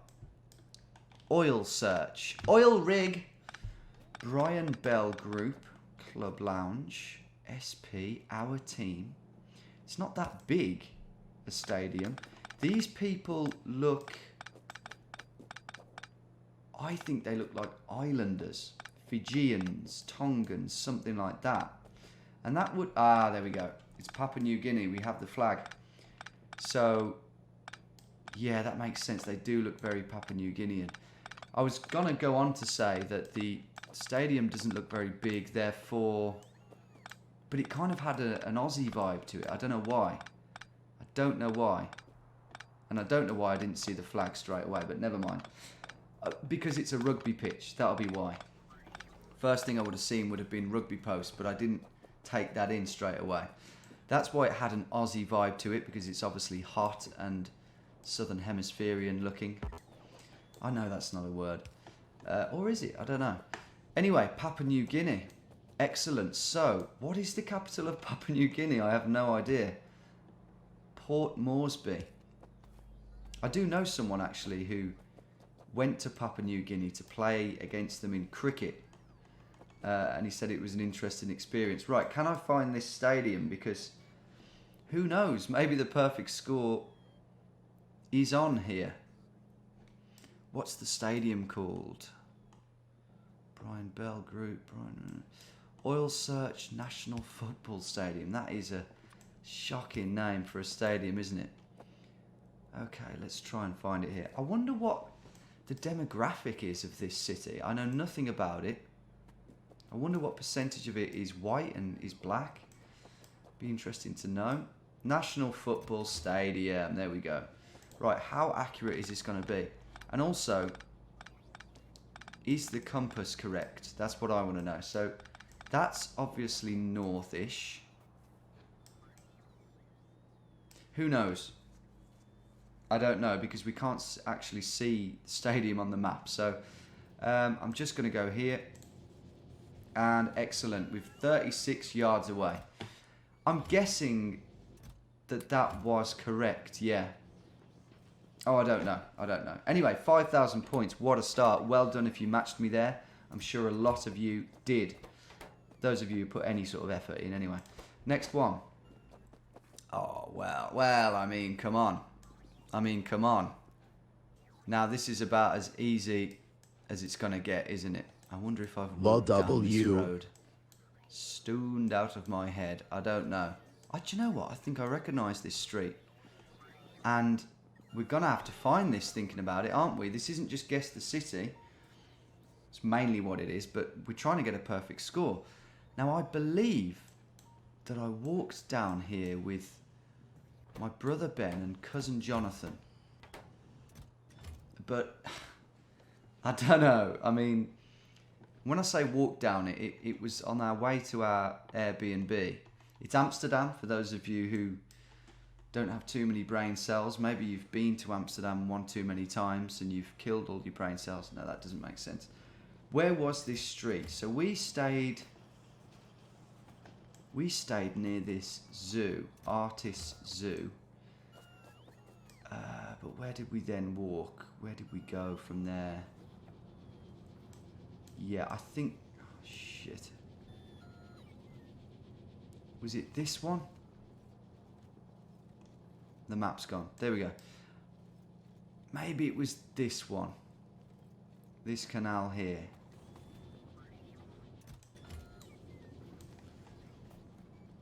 I'll go with that. It's probably not. Okay, where is the...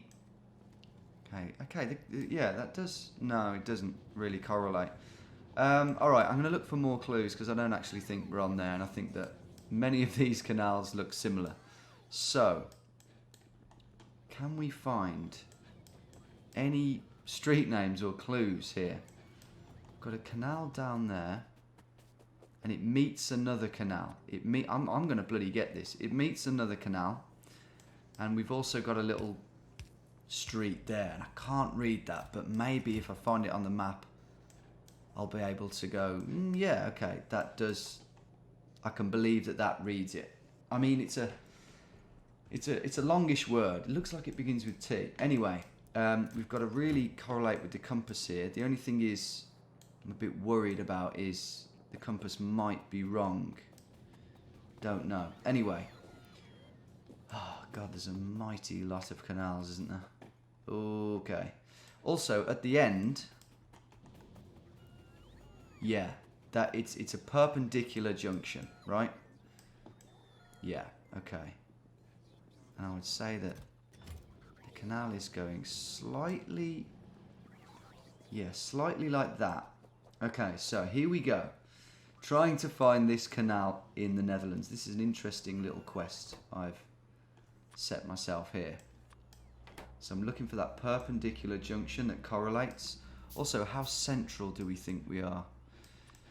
fairly central, I would say. I would.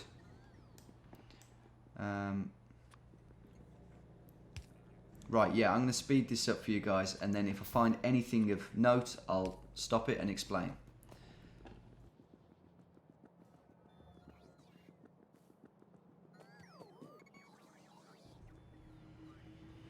It does look like we could be here, to be honest.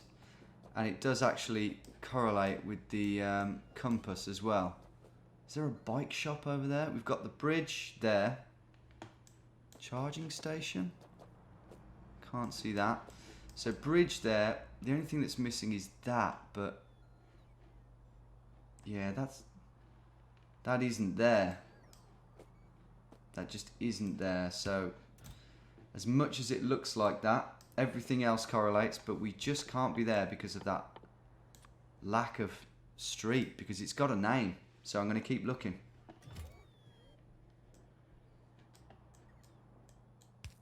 Ah, what about this one? What about this one? It's the next one down, I believe. That I can believe we are next to. Because there's also a street opposite. You can just see the edge. What's it called, that street? What's this one called? Does it have a name? I'm not getting that name. Oh, there we go. Erster something Strat. Possibly. I mean, we can't read it. But where would that put us? Sort of there, I would say. So I'm going to go for it. It all correlates. I'm happy with it. I can't read any of these things particularly. And it feels like the right sort of distance out from the centre, because there aren't that many shops. There's quite a few apartments as opposed to shops. And that would correlate, I would say, with that sort of area, I think. Anyway, there's my guess. 1 yard. 1 yard. Amazing. That was a good one. That was really... I've never done that on GeoGuessr. Figured out where I am in Amsterdam, so that was a real treat. At least not in the centre, in the thick of it. Okay, moving on. Well done if you got that, seriously. You know the feeling if you got it. It's very good. It's better than being stoned, believe me. Right. Well, I don't know. Anyway, next one. This is a capital city. A capital city. I'm thinking Kiev straight away.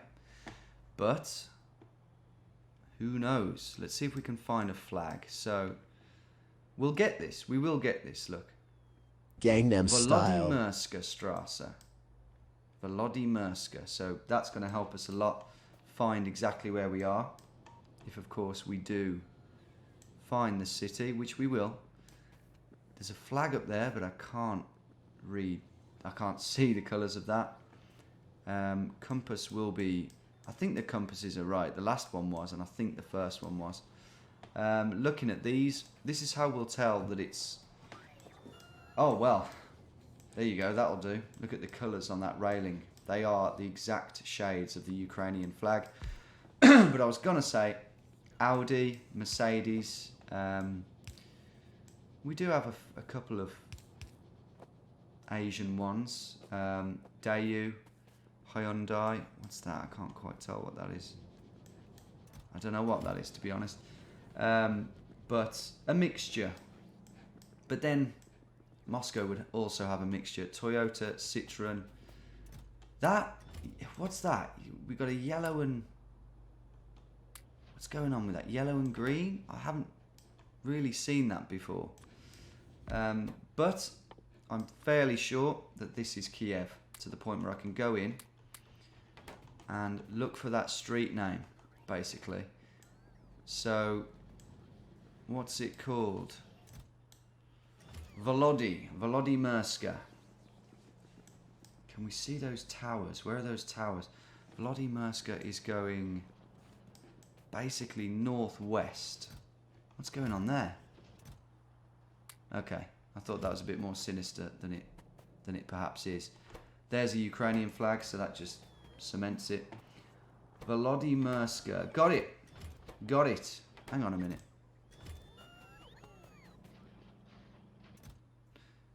I guess, yeah, I guess if that's north, then it is actually going slightly northeast. My mistake. Vladimir, I would say that we're here, judging by that. Perhaps not. We've got a little... I mean, this is a very wide road, so let's look for that. It's probably here, isn't it? It's probably there. Do we have the path in the middle? Yeah, you can see the path there and there. I think someone's parked on it, so that's not very helpful. But yeah, I'm happy enough, I think, to go with that. And it carries on over the other side. And do we have a park? You betcha we do. Boom. 11 yards. Not quite one, but it will do. Fourth round. Can we get a perfect score here? Now, this is... I was waiting for it to go a bit not easy. I was waiting for it to go pear-shaped. Who have we got here? I would say that these guys are black as opposed to Indian, roughly speaking. But I don't know. All their faces are very well blurred out. This could be hard, couldn't it? Because this is what I was sort of talking about in the intro. You know, perhaps getting an African country like Gabon or something, where it's just anyone's guess. And we've got to pray that the compass is right here, because it's telling us that we are on the west coast of Africa. Okay. What can we see out there? It's quite a calm sea, to the point where I'm thinking, could that even be a lake, like Lake Victoria? Or say if we were in Rwanda, let's get into the map, or Malawi or something. That can't be Malawi. Rwanda is here. God knows what the capital is of Rwanda. I can't even... Okay, here's Burundi. Bujumbura. But it can't be that, because look how far the lake stretches northwards. So it's not that. This is just... I'm just going with the idea that this is a lake for now. But if you think about it, there's huge oil tankers out there, so probably not. Would you get oil tankers on lakes like this? I'm guessing not. So I can't find the capital of Rwanda, but there isn't a major city along this lake, and it's... Yeah, I'm scrapping that idea. It can't be any of these, because, yeah, capital of Kenya is Nairobi. Just ruling stuff out. Malawi. What about Mozambique? I don't know the capital of Mozambique. No, it's Maputo. Yeah, okay. I knew that. So I think more likely, I'd laugh if it was Gabon. That'd be quite funny, wouldn't it? Libreville. We'd need some land down there. You know, it's sort of in an estuary, the Gabon estuary, funnily enough. And we'd be looking at and seeing this peninsula.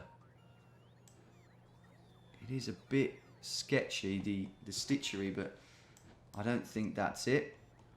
But I do think it looks very equatorial. Maybe it's Equatorial Guinea then. Here we go. Bata. Is it hilly? Yes. No. There's a little creek there. There's some water coming in. Resident Sleeper, Could that am be I that? right? I don't.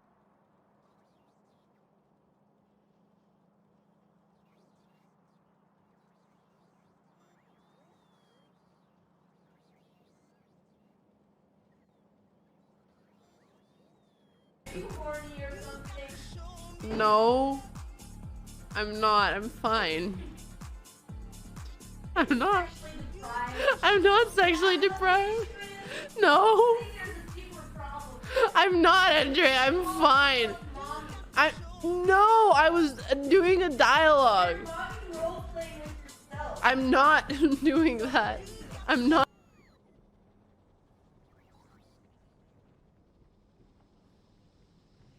Law W.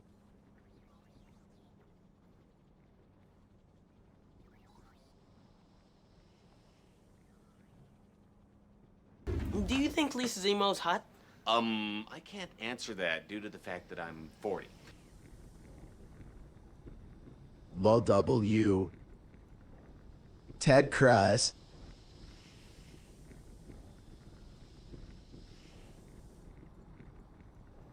I need to move on and get the sting out of my heart. Now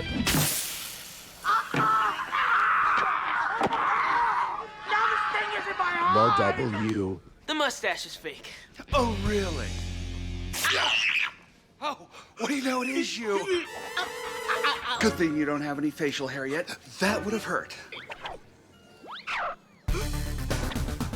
Oh, yeah. Jennifer's my girl, bucko. And I challenge you to a battle of honor for her hand. Very well then, my friend. I must warn you. I am the jealous type.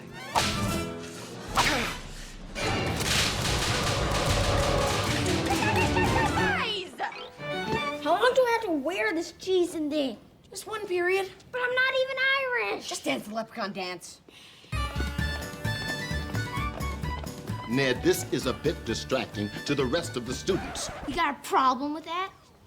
Are you the kid who takes pants? As I climbeth this ladder, upon you, a kiss I shall place. Oh, Romeo! Yep, it'll be a kiss the audience will never forget. Our first order of Club Ned business is to find the cutest picture of Ned. Actually, it's this baby photo of him in the tub.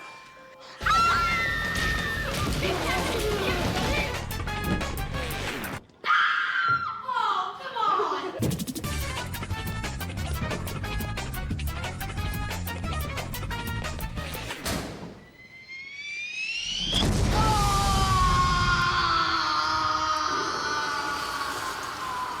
Very nice, Miss Mosley.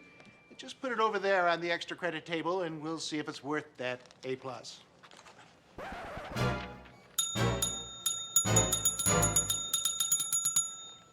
Actually, I'm not quite done with it yet. Have to make a couple more improvements. Ave Maria. I have my mother's eyes, but my father's voice. You know Ned's a booger eater, right? What? I am not. Oh! Does your girlfriend know you're a liar, too? Okay, yeah, when I was 3. Once a booger eater, always a booger At eater. least out of this. Are you through? No. Does Susie know you pee yourself? When I was 4! 6. 5! And I don't do it anymore. You know, we don't have to go to the Rose Garden. We can just take a walk and look for your pants. Oh, we're going to the Rose Garden, and we're gonna totally make out. You mean like this?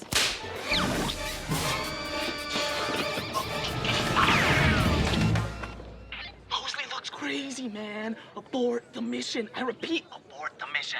Come on, we're going to the Rose Garden. I think I'll just stay in the cheese. Do you think Lisa Zemo's hot? I can't answer that due to the fact that I'm 40.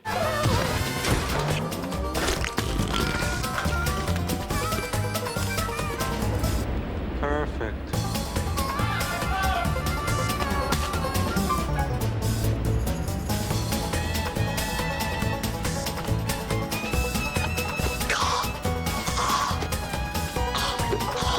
Well, what you need is some manly advice, which I will demonstrate with these dolls. Now, every relationship and every woman is different. For instance, Susie might be the kind of girl who likes a guy who takes charge. So if you grow even wimpier, do you like my sweater? She'll grow tired of you and dump you. Ah, I want a real man. I'm dumping you. No! Oh, no. Or you could go back to your super bully ways. Hey, baby, what's shaking? And she could be repulsed by your leatheriness and dump you. I'm repulsed by your leatheriness and hereby dump you. Oh, no, no! But which one should we do? Wimpy or bully? Tough choice. So, We will do what all great men do when faced with a tough choice. We flip a coin. There's no way I can get hurt now.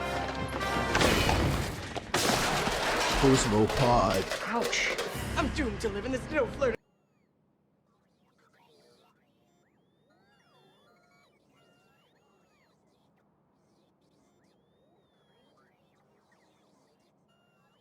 Okay, I'm gonna go at 4:20. Dude, Little Dirk. Why are you going? Well, because I told you I had to go at like 4 something. For what? I told you. But for what? The things that I canceled earlier so I could stream with you. Oh, friends. Well, no, I No, it's okay. Going with friends is nice. It's not going with friends. It's fine. It's fine. I don't. You have friends. It's okay. Very cool. I have friends too. You think I don't have plans? I have plans with my friends this week. No, I do. Can you stop laughing at me? I feel like you're making fun of me. Dude, I have friends also.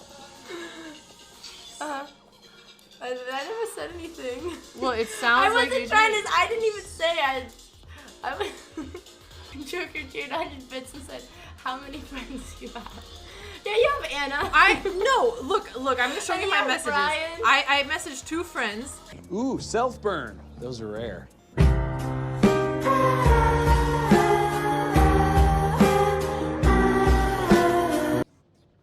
Lol W.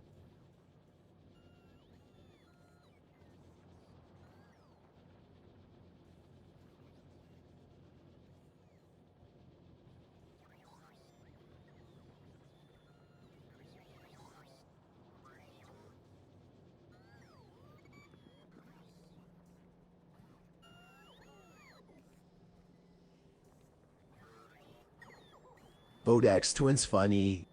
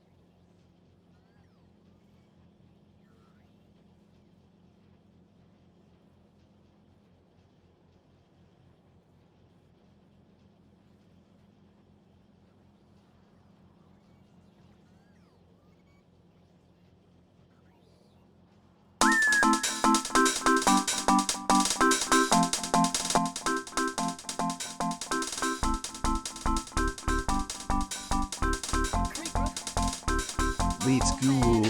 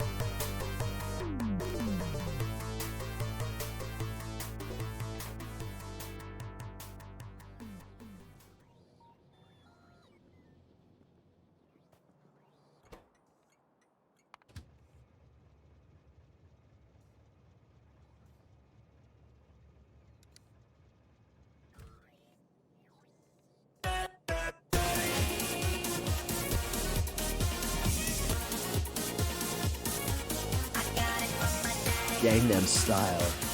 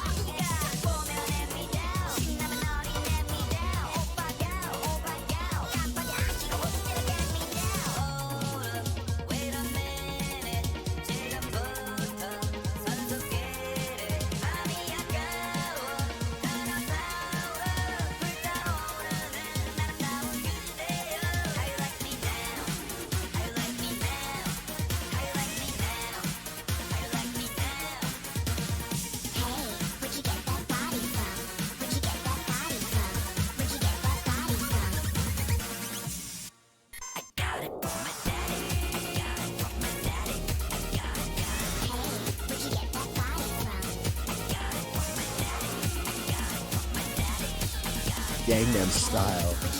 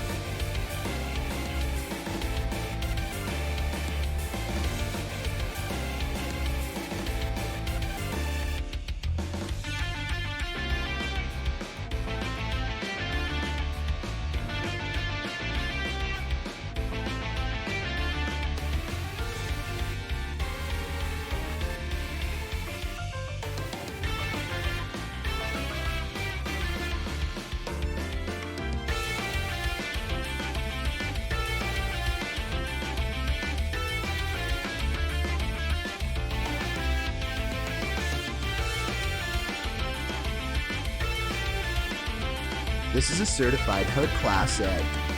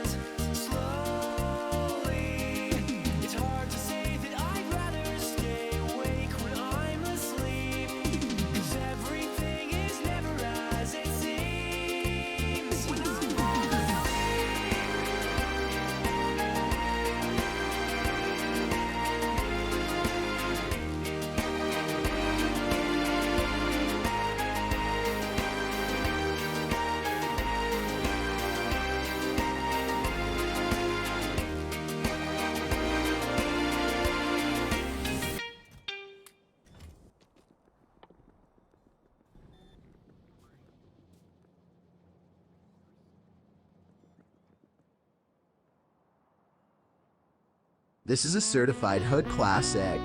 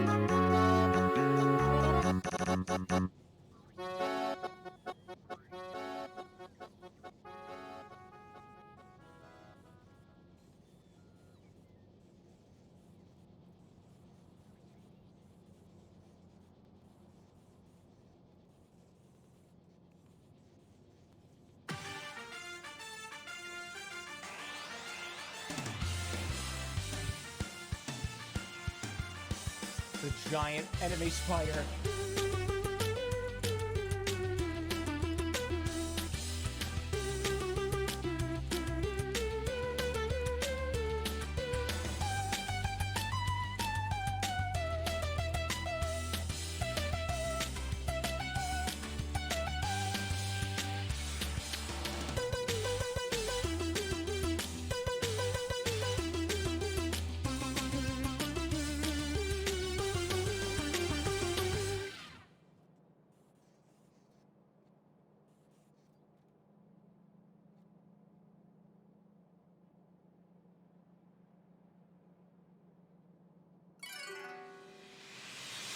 Are you ready?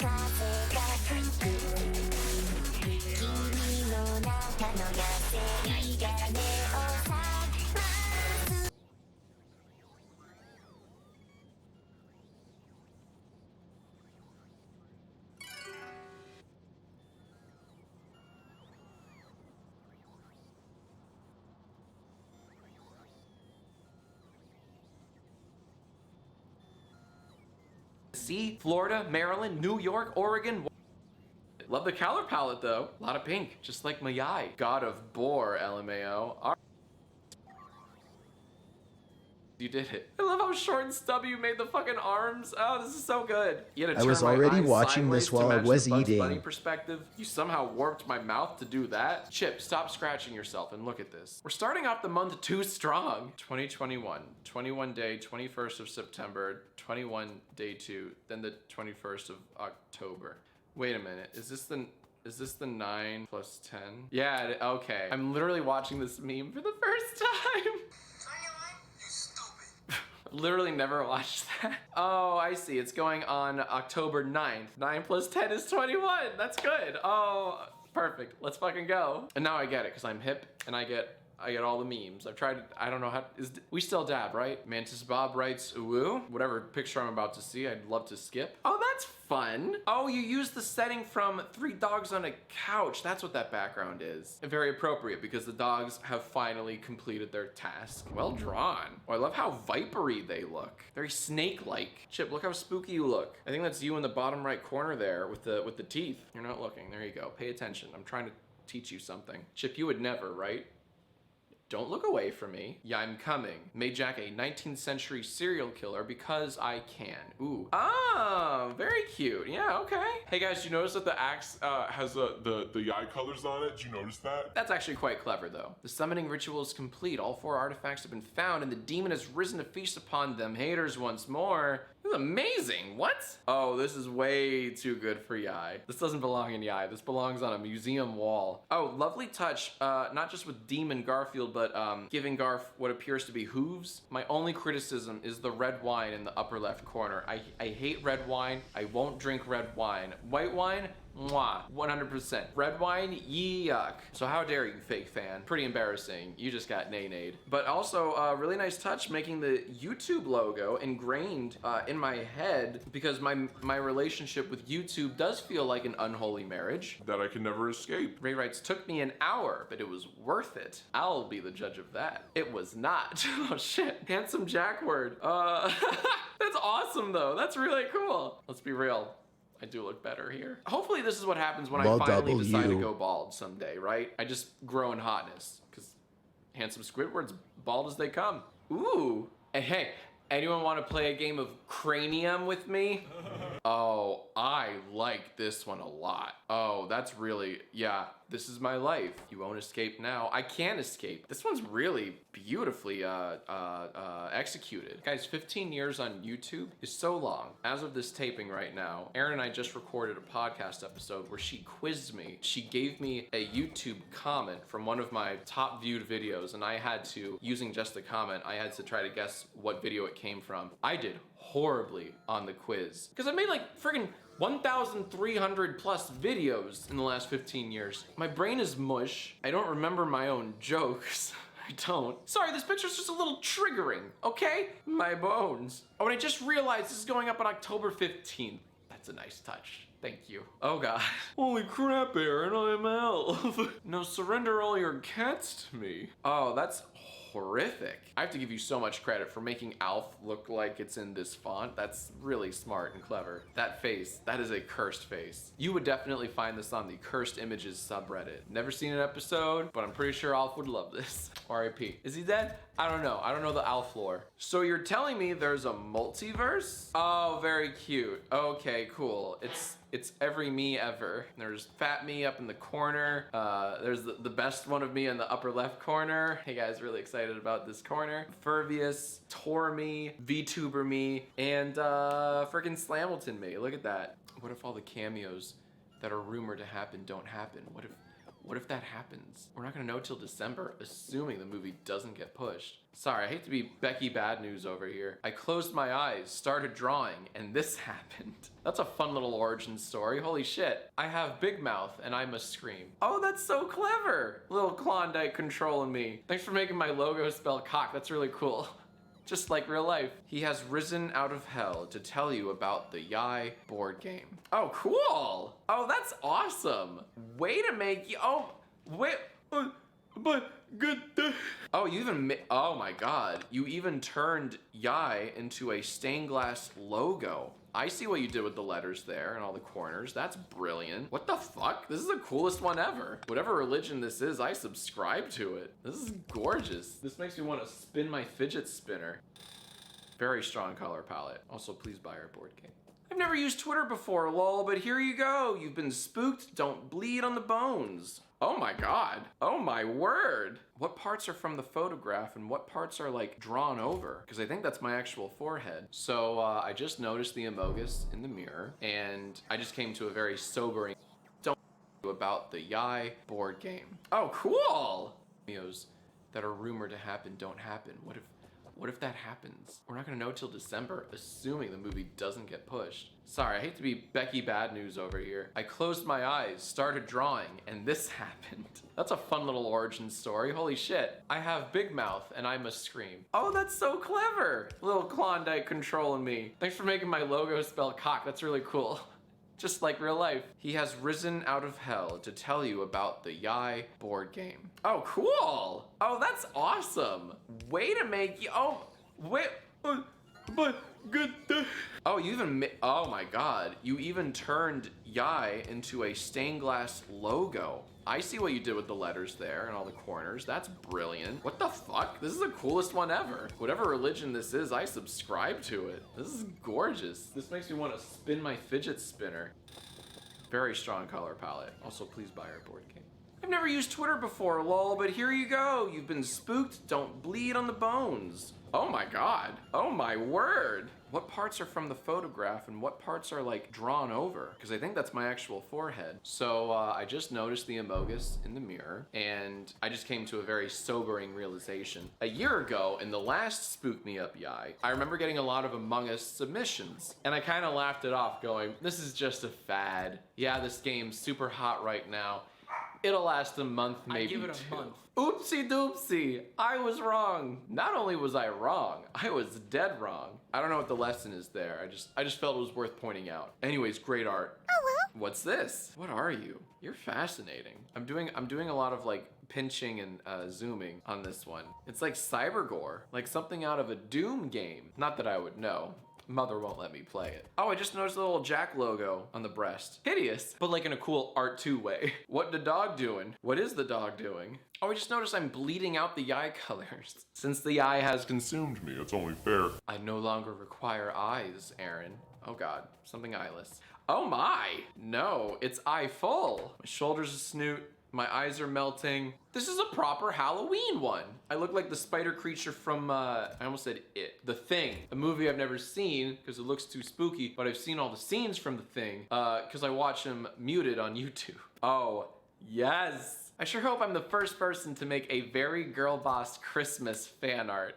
If you listen to our podcast, you know exactly what this is in reference to. Someone is writing a feature-length screenplay called A Very Girl Boss Christmas, where I play a professional world-class wine taster, but I have face blindness. Oh, it's a whole thing. Good, you made sure my name tag is Mr. Films. That is the name of my character in A Very Girl Boss Christmas. Oh, I'm so excited to use this. Oh, that's good fan art too. Definitely has a style to it. See, this is what adult humor animation shows should look like. None of that big mouth head shit. I would watch 5 seasons of this on Adult Swim, but no more. It would probably start to get stale on the 6th season. What part of me thought it would be a good idea to put time into this? Yeah, I don't know. I don't know why you thought that'd be a good idea. I guess the eyes have it. What I can assume it feels like living with this demon. Oh, cool. Oh my God. Oh, you made all the shit say die? Like all of it? Oh, that's really clever. Oh, you even made the button on this thing say die. That's cool as hell. And thank you for using the picture of me vomiting milk and then turning the milk red. That's genius. Oh, that's so good. This one's awesome. I will proudly change my profile to this on October 27th. Oh, Jesus Christ. Oh my God. Yes. Thank you. We all love the Mario Sonic gif. We never think about the love child. And it's precisely as horrific as I'd hope it to be. I'm sure its first and last words are kill me. This thing looks like it's in pain. Why'd you make my eyebrows bushier and thicker? Aaron already hates them as they are. You made them like twice as thick. She gave me a fucking Dr. Eggman mustache. That's awesome. No caption. We'll fix this. Oh, goody. Oh my God. Oh, that's so clever. And creepy. I got ribboned. What's a good pun here? I need to screw my head back on. I've heard of unwinding, but this is ridiculous. Thank you. There you go. That's it. That's a joke of the century. And here we are on October 30th, the day before Halloween. It's appropriately super spooky and beautifully done. Once again by Melatonin, who, correct me if I'm wrong, has already been featured thrice before. This is your 4th time, 4th year your amazing work has been featured, and you've painstakingly diced and cubed me up. This is so cool. Oh, whoa, I just noticed like some 3D bits. Oh, oh, look in the far left. There's like a 3D ear. Oh, that's Grizzly. Daddy like. Well done, well cubed. Now, before I reveal what I will use for Halloween, October 31st, here are some honorable mentions. Oh, sick, I got crucified in Animal Crossing. They really put the cross in Animal Crossing. Be not afraid. Oh, you turned me into an actual biblical angel, complete with the 1,000 eyes. Cool. All right, I hate it. The council labeled this cute Halloween Jack, but like, where? I'm an anime candy witch. It's extremely well drawn. Fuck it, I'm cute as hell. I'm a little lad who loves berries and cream. Every night, I do the berries and cream dance for my wife, and that is why we sleep in separate rooms. Never thought you'd sell out so hard. Yeah, you did, come on. Oh, you did a little switcheroo. I just noticed in the background, the spinner's a head that head's a spinner. Very cute. Jack, in the 90s, he was in a very famous TV show. How did this not make the top 31? Shep, I'm sticking up for you. All right, council, you done goofed. This is a great one. You know what? I might even switch some around. Yeah, I might switch something out. Oh, Jesus. Oh my God, the more I look at this, the more I appreciate and hate it. Thank you for censoring and pixelating the foot. I regret spending more than 10 minutes on this. Yeah, I regret looking at it. The squats really are paying off though, so that's kind of cool. It got me. I doubt you have any idea what this is. Really counting on your counsel. All right, hater, lay it on me and try me. This is Dead by Daylight, isn't it? I said that before I cheated. This is another game that my mother simply will not let me play. Oh, look at that, I have a little kill counter on the left. Oh, nice. I got rid of my wife and Chip. That tracks. The two loudest things in our house. Am I right, gamers? Become as dogs. What? They've already become entangled into my life. This isn't a big stretch. I live my life around our 3 dogs. Like I'm looking at Chip right now and I know she has to pee. She probably peed on that chair already. I have to let her out real soon. I'm running out of time. It controls my life. Oh, what are you? Oh, very glitchy. Don't find us. Looks like something out of an ARG. What's an ARG? I don't know. God, why do I look so glitchy? I hate when people put like glitches in their videos on purpose. Like, stop doing that. What purpose does that serve? It's almost like there's a reason they do it. Tail length and bio-ass motherfucker. And guilty. Cool. I'm very surprised it took this long to get a solid furry submission. I also love the pinkification that you did here in the background and the shading. I wish you made the ears bigger though. That would have been cool. Hello, Peter. Hey. Oh, you made me smirk a bit, you smirking son of a gun. It would be really cool though if only Doc Ock returns and no one else. No Green Goblin, no Tobey Maguire, no Andrew Garfield. All of it's just a big old cock tease. Oh, nice. Oh shit, you opened portals? Oh shit, I just swiped and saw more of them. It's all part of the same cinematic universe. Oh, that's delicious. Finger pointing Tobey Maguire avatar. That's still an all-time great. Oh, the sequel. Yes! Let's go! Jack to the Future 2. Hey guys, very excited about today's video. You're in a sponsored video, Marty. Get out of there. Doc, come play with us. Oh, are we about to see a little Shining ref? Oh, even better, so much better. It's me playing the board game with my family, but we're all me and possessed. Very, very cool. Oh, I hate that, but I kind of love that. Buy my key. Oh, I'm that, oh, very cool. I love Drake. Certified Mimi big boy lover. Why, oh, okay. Oh, hey, I actually saw this one. Oh, that's awesome. Sorry, I'm rotating my head to like, look at the red eye you gave me. That's really clever. Just like I'm doing right now. If you have not yet seen the movie Malignant, go in blind. The less you know, the better it is. Holy moly, that third act. That's all. Beautiful font job too. Oh, that's so clever. This is the best album art. Oh, that's awesome. Thank you so very. I might use this. I might fucking use this. I know we're in the honorable mentions, but that's really funny. Hey guys, very excited about this submission. Made you a Muppet. Okay, I guess you did. I don't know if I'd want to talk to this Muppet. This Muppet kind of looks creepy. This Muppet kind of looks like he wants to persuade me not to get vaxxed. Didn't know you had a robot chicken special. Oh, that's clever. The mouth is perfect. It's exactly what they use. How did you make this plasticky? I used to watch this when I was in high school. I thought it was the best shit ever. Now I'm 30. This one is in honor of The Simpsons. Holy crap, Marge. It's frickin' Jack Films of YouTube. Here in Springfield. Wow, homie, holy crap. Remember Simpsons? Me neither. Yeah. I'm on more shoot. Lamp oil, rope, bombs. You want it? It's yours, my friend. as long as you have enough rubies. Sorry, Link, I can't give credit. Come back when you're a little richer. Yeah. Oh, that's all. I'm using this. I don't care. I'm using this. I'm replacing one of the 31 that you already picked out for me. I'm replacing it with this because I relate to it. Oh, Jesus. What? Oh, it's Splatoon. Oh. If you don't know, Splatoon is from Smash Brothers. Just remember, he never forgot you, ever. Also, many millennials are crying at the thought of their childhood hero saying this. Oh, God. What is... Oh, got it. I never watched Blue's Clues, but I did watch his little, his thing. Oh, that's really good. I might... You know what? It's so good. It's too good to not use. Council, I get it. These are hard decisions you have to make. Like what gets in the honorable mentions category, what makes in the top 31. I don't envy you. Oh, that's really good. I love Clifford. Don't forget to go get vaccinated or he will appear. Jesus Christ. What the fuck? Is this the vaccinated mascot? Is this like the Pfizer creature? Yeah, this will definitely make kids want to get vaxxed. Oh my God. Hello there, children. Did you get vaxxed yet? I already made a WarioWare one. I couldn't resist. Ooh, I do like WarioWare. Oh, that's clever. I am a sucker and a simp and a cuck for the WarioWare games. Follow me and ponder the phrase, yesterday I asked you? Oh, yeah, if. Holy crap, Lois, I'm a freaking watcher. And finally, here is a submission I will use on October 31st, Halloween. This is from Darian Quilloy. Jesus. Awful, awful, awful, awful. Why are the eyes so wet? Why is there a ring of something that looks very contagious around each eye? And the beard is extremely detailed. I love that, thank you. Oh, I just noticed the veins in the head. I can't tell, is this like blood trickling down my mouth? Or is it like one big like wound? Oh, there you go. I love when my questions get answered like that. Oh my God. Oh, that's awesome. I can smell it. The use of color in this is quite striking. Could have used more teeth though. It's very wet inside there. Just goes on for miles in there. Council, I have to say, this was the right choice for Halloween. Well done. And well done to you, Darian. If you don't have a sleep paralysis demon yet, I'll see you tonight.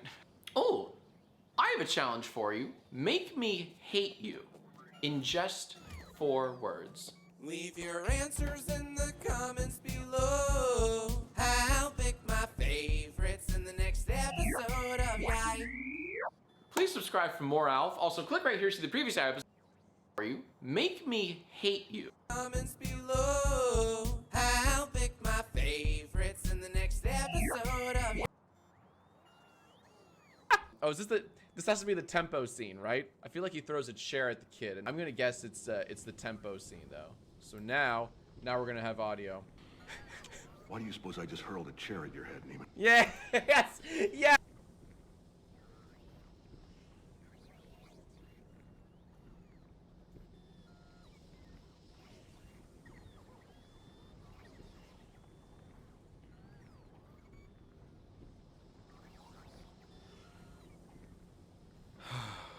God, this sucks. What's wrong now, Chip? I'm trying to download stuff on the dark web, but I'm afraid of getting viruses on my computer. Well, you should check out today's spot. Avast wonders like Optimizon, Avast attacks, ransomware, hacking attempts, and other cyber Ted crimes. Cross, Learn more about Gangnam Avast One Style. at avast.com. I'm React Ending. Yar, somebody's. Yeah, get him on. He sounds like a barrel of fun. The new host of Jeopardy should be TikTokers pointing while asking, how does that be? About Avast One. Do this fast, you guys. Avast.com. Yar, somebody stop me. Nope, I lost it. Yesterday, I asked you, who should the new host of Jeopardy be? We gotta do this fast, you guys. Here are your host suggestions that I'm seeing for the first time. My therapist, since she only asks questions and never answers them. And how does that make you feel? My cousin Dave, you'd love him. Yeah, get him on. He sounds like a barrel of fun. The new host of Jeopardy should be TikTokers pointing while asking every question. My favorite trend, some British guy going, what is Jeopardy? For the entire episode. It's just trivia. It's just a really, really, really boring version of your show. What is it, like 8 out of 10 cats does countdown? Some crazy loony title like that. It's 8 out of 10 cats does countdown, but way worse and watered down. Pat Sajak with Vanna White just kind of standing there pointing at the screen, even though there's really no point. Ooh, I like that a lot. Could she do it like a soy jack? When the contestants ask for a specific question and category. Pat, I'll take Rivers for 500, please. Does she have to run over and like touch the screen? But it's too late. Pat's already like halfway through reading the question. I'm very for this, by the way. The more chaotic, the better. She'd certainly get her steps in.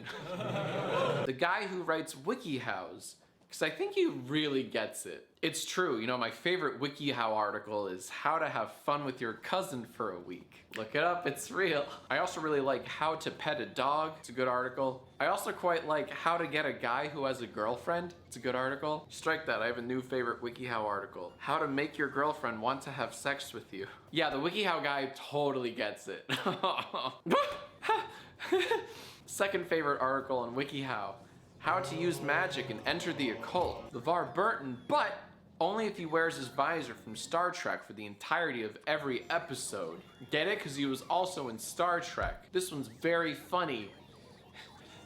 Because did you know actors can play several roles? I hate my least favorite YouTube comment. When the trailer for a movie comes out, let's say Chris Evans and Benedict Cumberbatch are in a movie together, right? A non-Marvel movie together. And this trailer just comes out. Half the comments are like, Captain America and Doctor Strange? It drives me wild. To me, it is like the least common denominator of YouTube comments. Actor does thing? It's just, it's the biggest of my pet peeves. It grinds all of my gears. Every single one of them. Another thing that grinds my gears is the air fleet approaching our house every 20 minutes. Ryan Reynolds' ratings would skyrocket. I disagree. I'm kind of all Ryan Reynolds out. He's in too much shit right now. He's in multiple movies at once. He's been promoting Free Guy for like 3 years. Deadpool 3 will come out.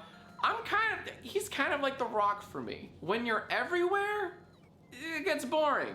I don't dislike the guy, but it's just like when a car commercial uses a Led Zeppelin song and you hear it every fucking time, you're not gonna like that Led Zeppelin song anymore. This is a very specific case, but this is what happened to me as a child. Dwayne "The Rock" Johnson. Each wrong answer, he does the eyebrow thing, accompanied by the Vine boom sound effects. Shit. Even after my tirade against The Rock, I would like to see this version of Jeopardy.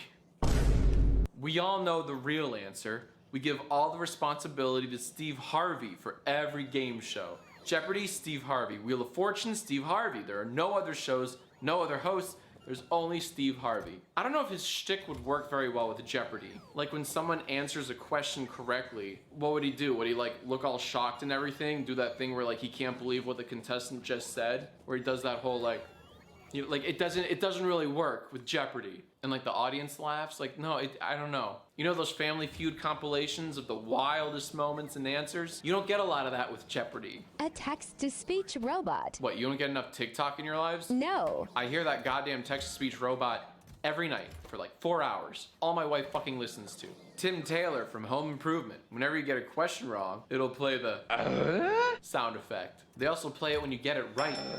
And then everything turns into his face like that Doom mod. Jigsaw could be fun. Just raise the stakes a little. So when you get an answer wrong, instead of losing money, you know, you lose an eyelid. A sportscaster that analyzes everything the contestants do. Ooh, Mike's really chewing on his clicker right now. I don't think he knows this one. It would add a sense of drama to the show. Tension even. Something that I think current Jeopardy is lacking. A person is randomly picked from the audience to do their best Alex Trebek impression. No other instructions are given, and everyone is generally confused. It's what he would have wanted. Your mom, she's a national treasure, Jack. She is, and that would be her name, Jack's mom. Me, I'll do it cheap. But we don't know anything about you. What if you're terrible? What if you don't know any of the answers? Jeff Bezos, so he can understand what giving other people money is like. Are you kidding? This would feed his ego even more. He would change the rules of the game. He'd fire rockets at people who got the answers wrong and right. Okay, shit, I would love to see that Jeopardy. All right. Ellen DeGeneres. Only if she dances all the time and cruelly pranks all of the contestants and forces them to dance in a very uncomfortable fashion and demands that nobody look her in the eye. Oh, she'd be a treat. Just like my cousin Dave. Nicolas Cage. But he obviously doesn't want to be there. He also sometimes really excitedly answers the questions himself but always gets them wrong. Now you're onto something. Does he have his own buzzer, even though he's the host? This has potential. Could we call it Cage Tries His Best? Pick a random person off the street and tell them the completely wrong objective of the game show. So when someone says their answer in question form, the host just answers it. Nobody gets points and nobody wins. No offense to Jeopardy, but most of these are just a far more interesting show than Jeopardy. I think this episode is way less about replacing a host and more about improving a formula. At the end of the day, I don't care who's behind the podium, so long as everyone's uncomfortable. Erin, she'd disagree with the right answer every time, making it impossible for anyone to get any points. It'd be hilarious. This is true. We just filmed a Yai like an hour ago, and she was so sure about a factoid that I knew was wrong. And then I proceeded to Google it and prove to her that she was wrong. And then she said, no, IMDb must not be right. So yeah, you nailed my wife perfectly here. Wait, Gordon Ramsay. He would shout the answers at the contestants and get really pissed off if they don't answer right. And as added stress, he would rush all the contestants when the time's running out. This wouldn't work though, right? Because you Brits don't get Jeopardy, so sorry. The contestants' old teachers. Imagine the judgment when you miss a question.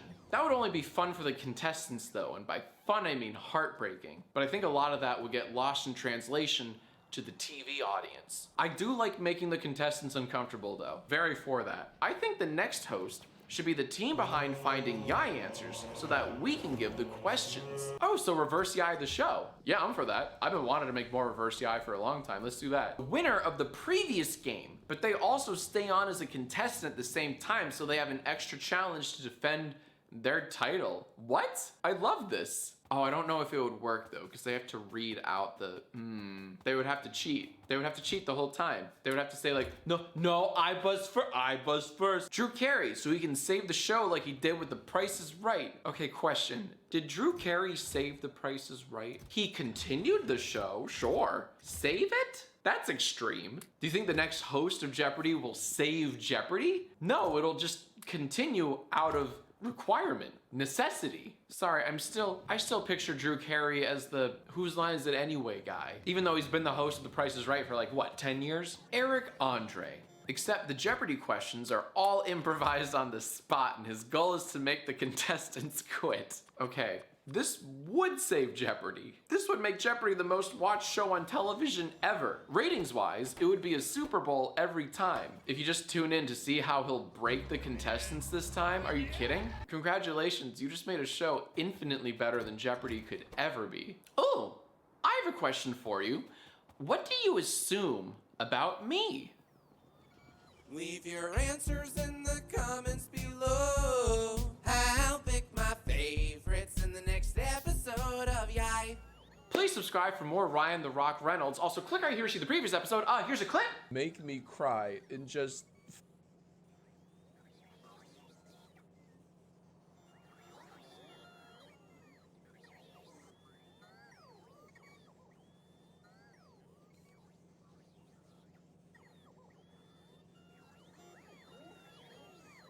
Today's furry little video is sponsored by Simply Safe.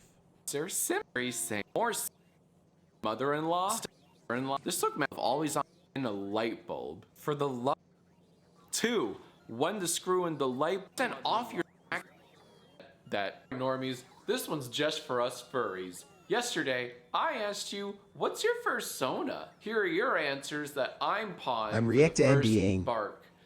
I have 3. Life, liberty, and the fursuit of happiness. I'm angry at how good this pun is. It's a fursuit pun. No, it doesn't work like that. It's a perfect pun. No, shut up. A freshly fished fish, cold and dead with kissable lips. You ever see those fish with human teeth?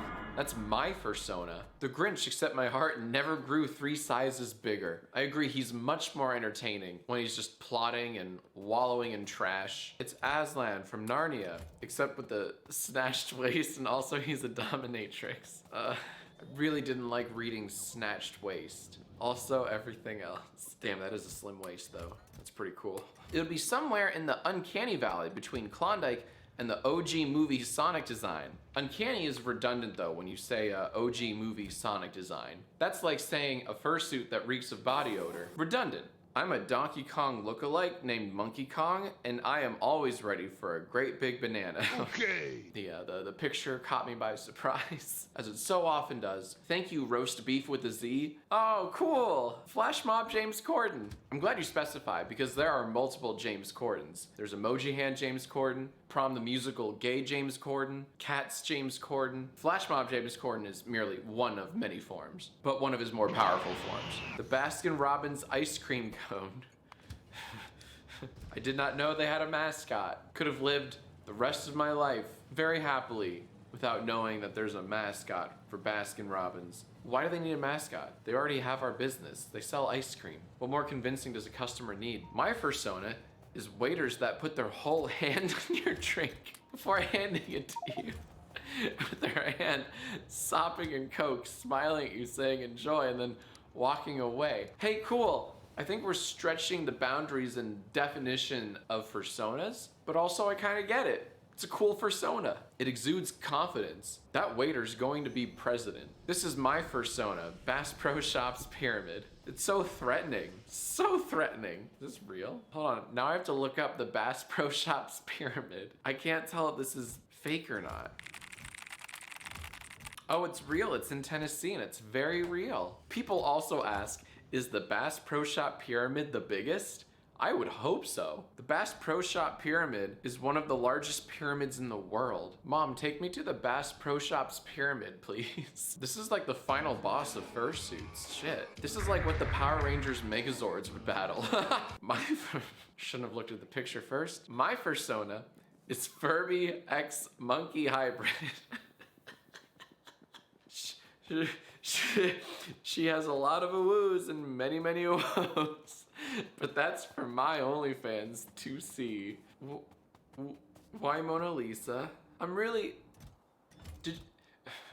Too many questions, but I'm gonna try. Did you mean to say Furby X Mona Lisa hybrid? Or is it Furby X Monkey that just happens to be in a Mona Lisa pose? I guess that's my only question. I hate that this answer counts. My fursona is one of several dogs rolling down the stairs, unable to do anything about my current predicament. Like with that crazed look in your eyes, with regret and surprise all wrapped up in one. Clonic, do the look, do the look, do that look. Ooh, that's pretty good. Okay, yeah, that's your fursona. I can see it. I can totally see that. Everything I touch gets sterilized, whether they like it or not. Wait, what is this from? Warning, you have not run a sterilizing cycle? What the fuck is this? What is this a mascot for? Some sterilizing machine? Why does he look horny?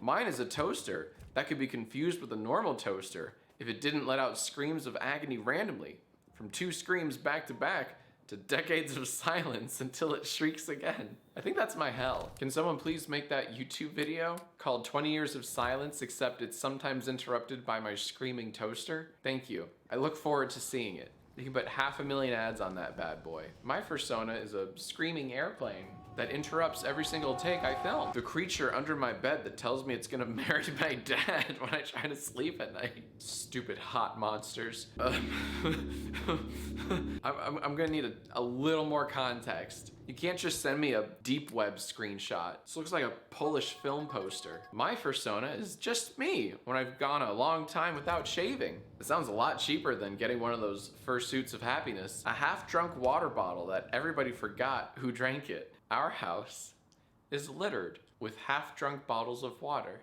They all belong to my wife, every single one. That's her fursona. Oh, I have a question for you. Can we fix this Garfield comic? How do we fix it so that it's funny? And again, big thanks to Simply Safe for sponsoring this wet, furry video. Leave your answers in the comments below. How big my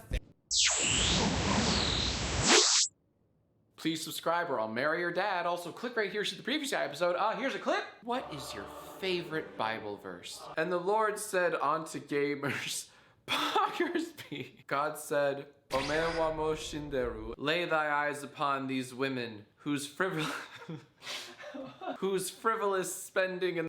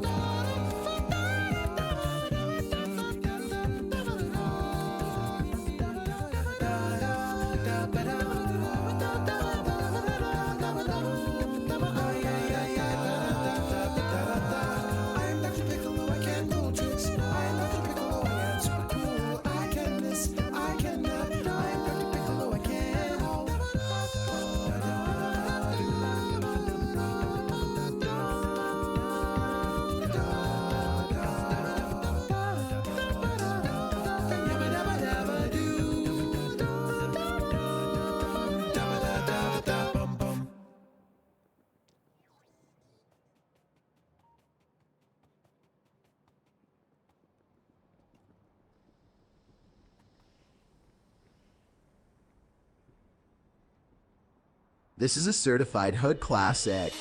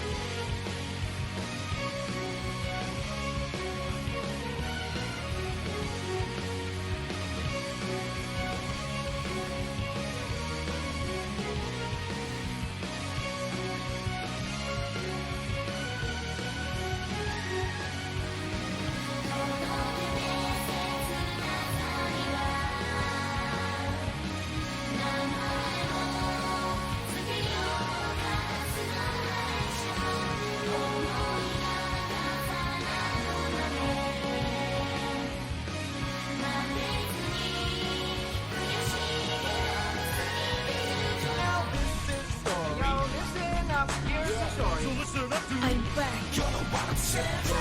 All the lonely roads. You're number one. You're the best one. Don't stop,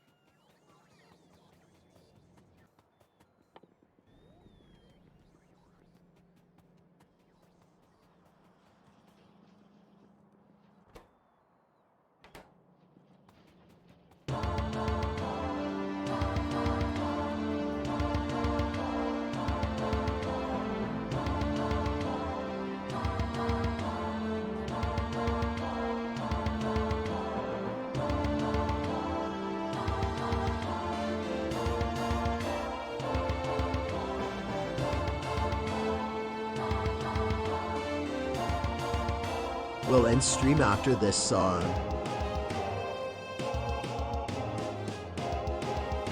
This is a certified hood classic.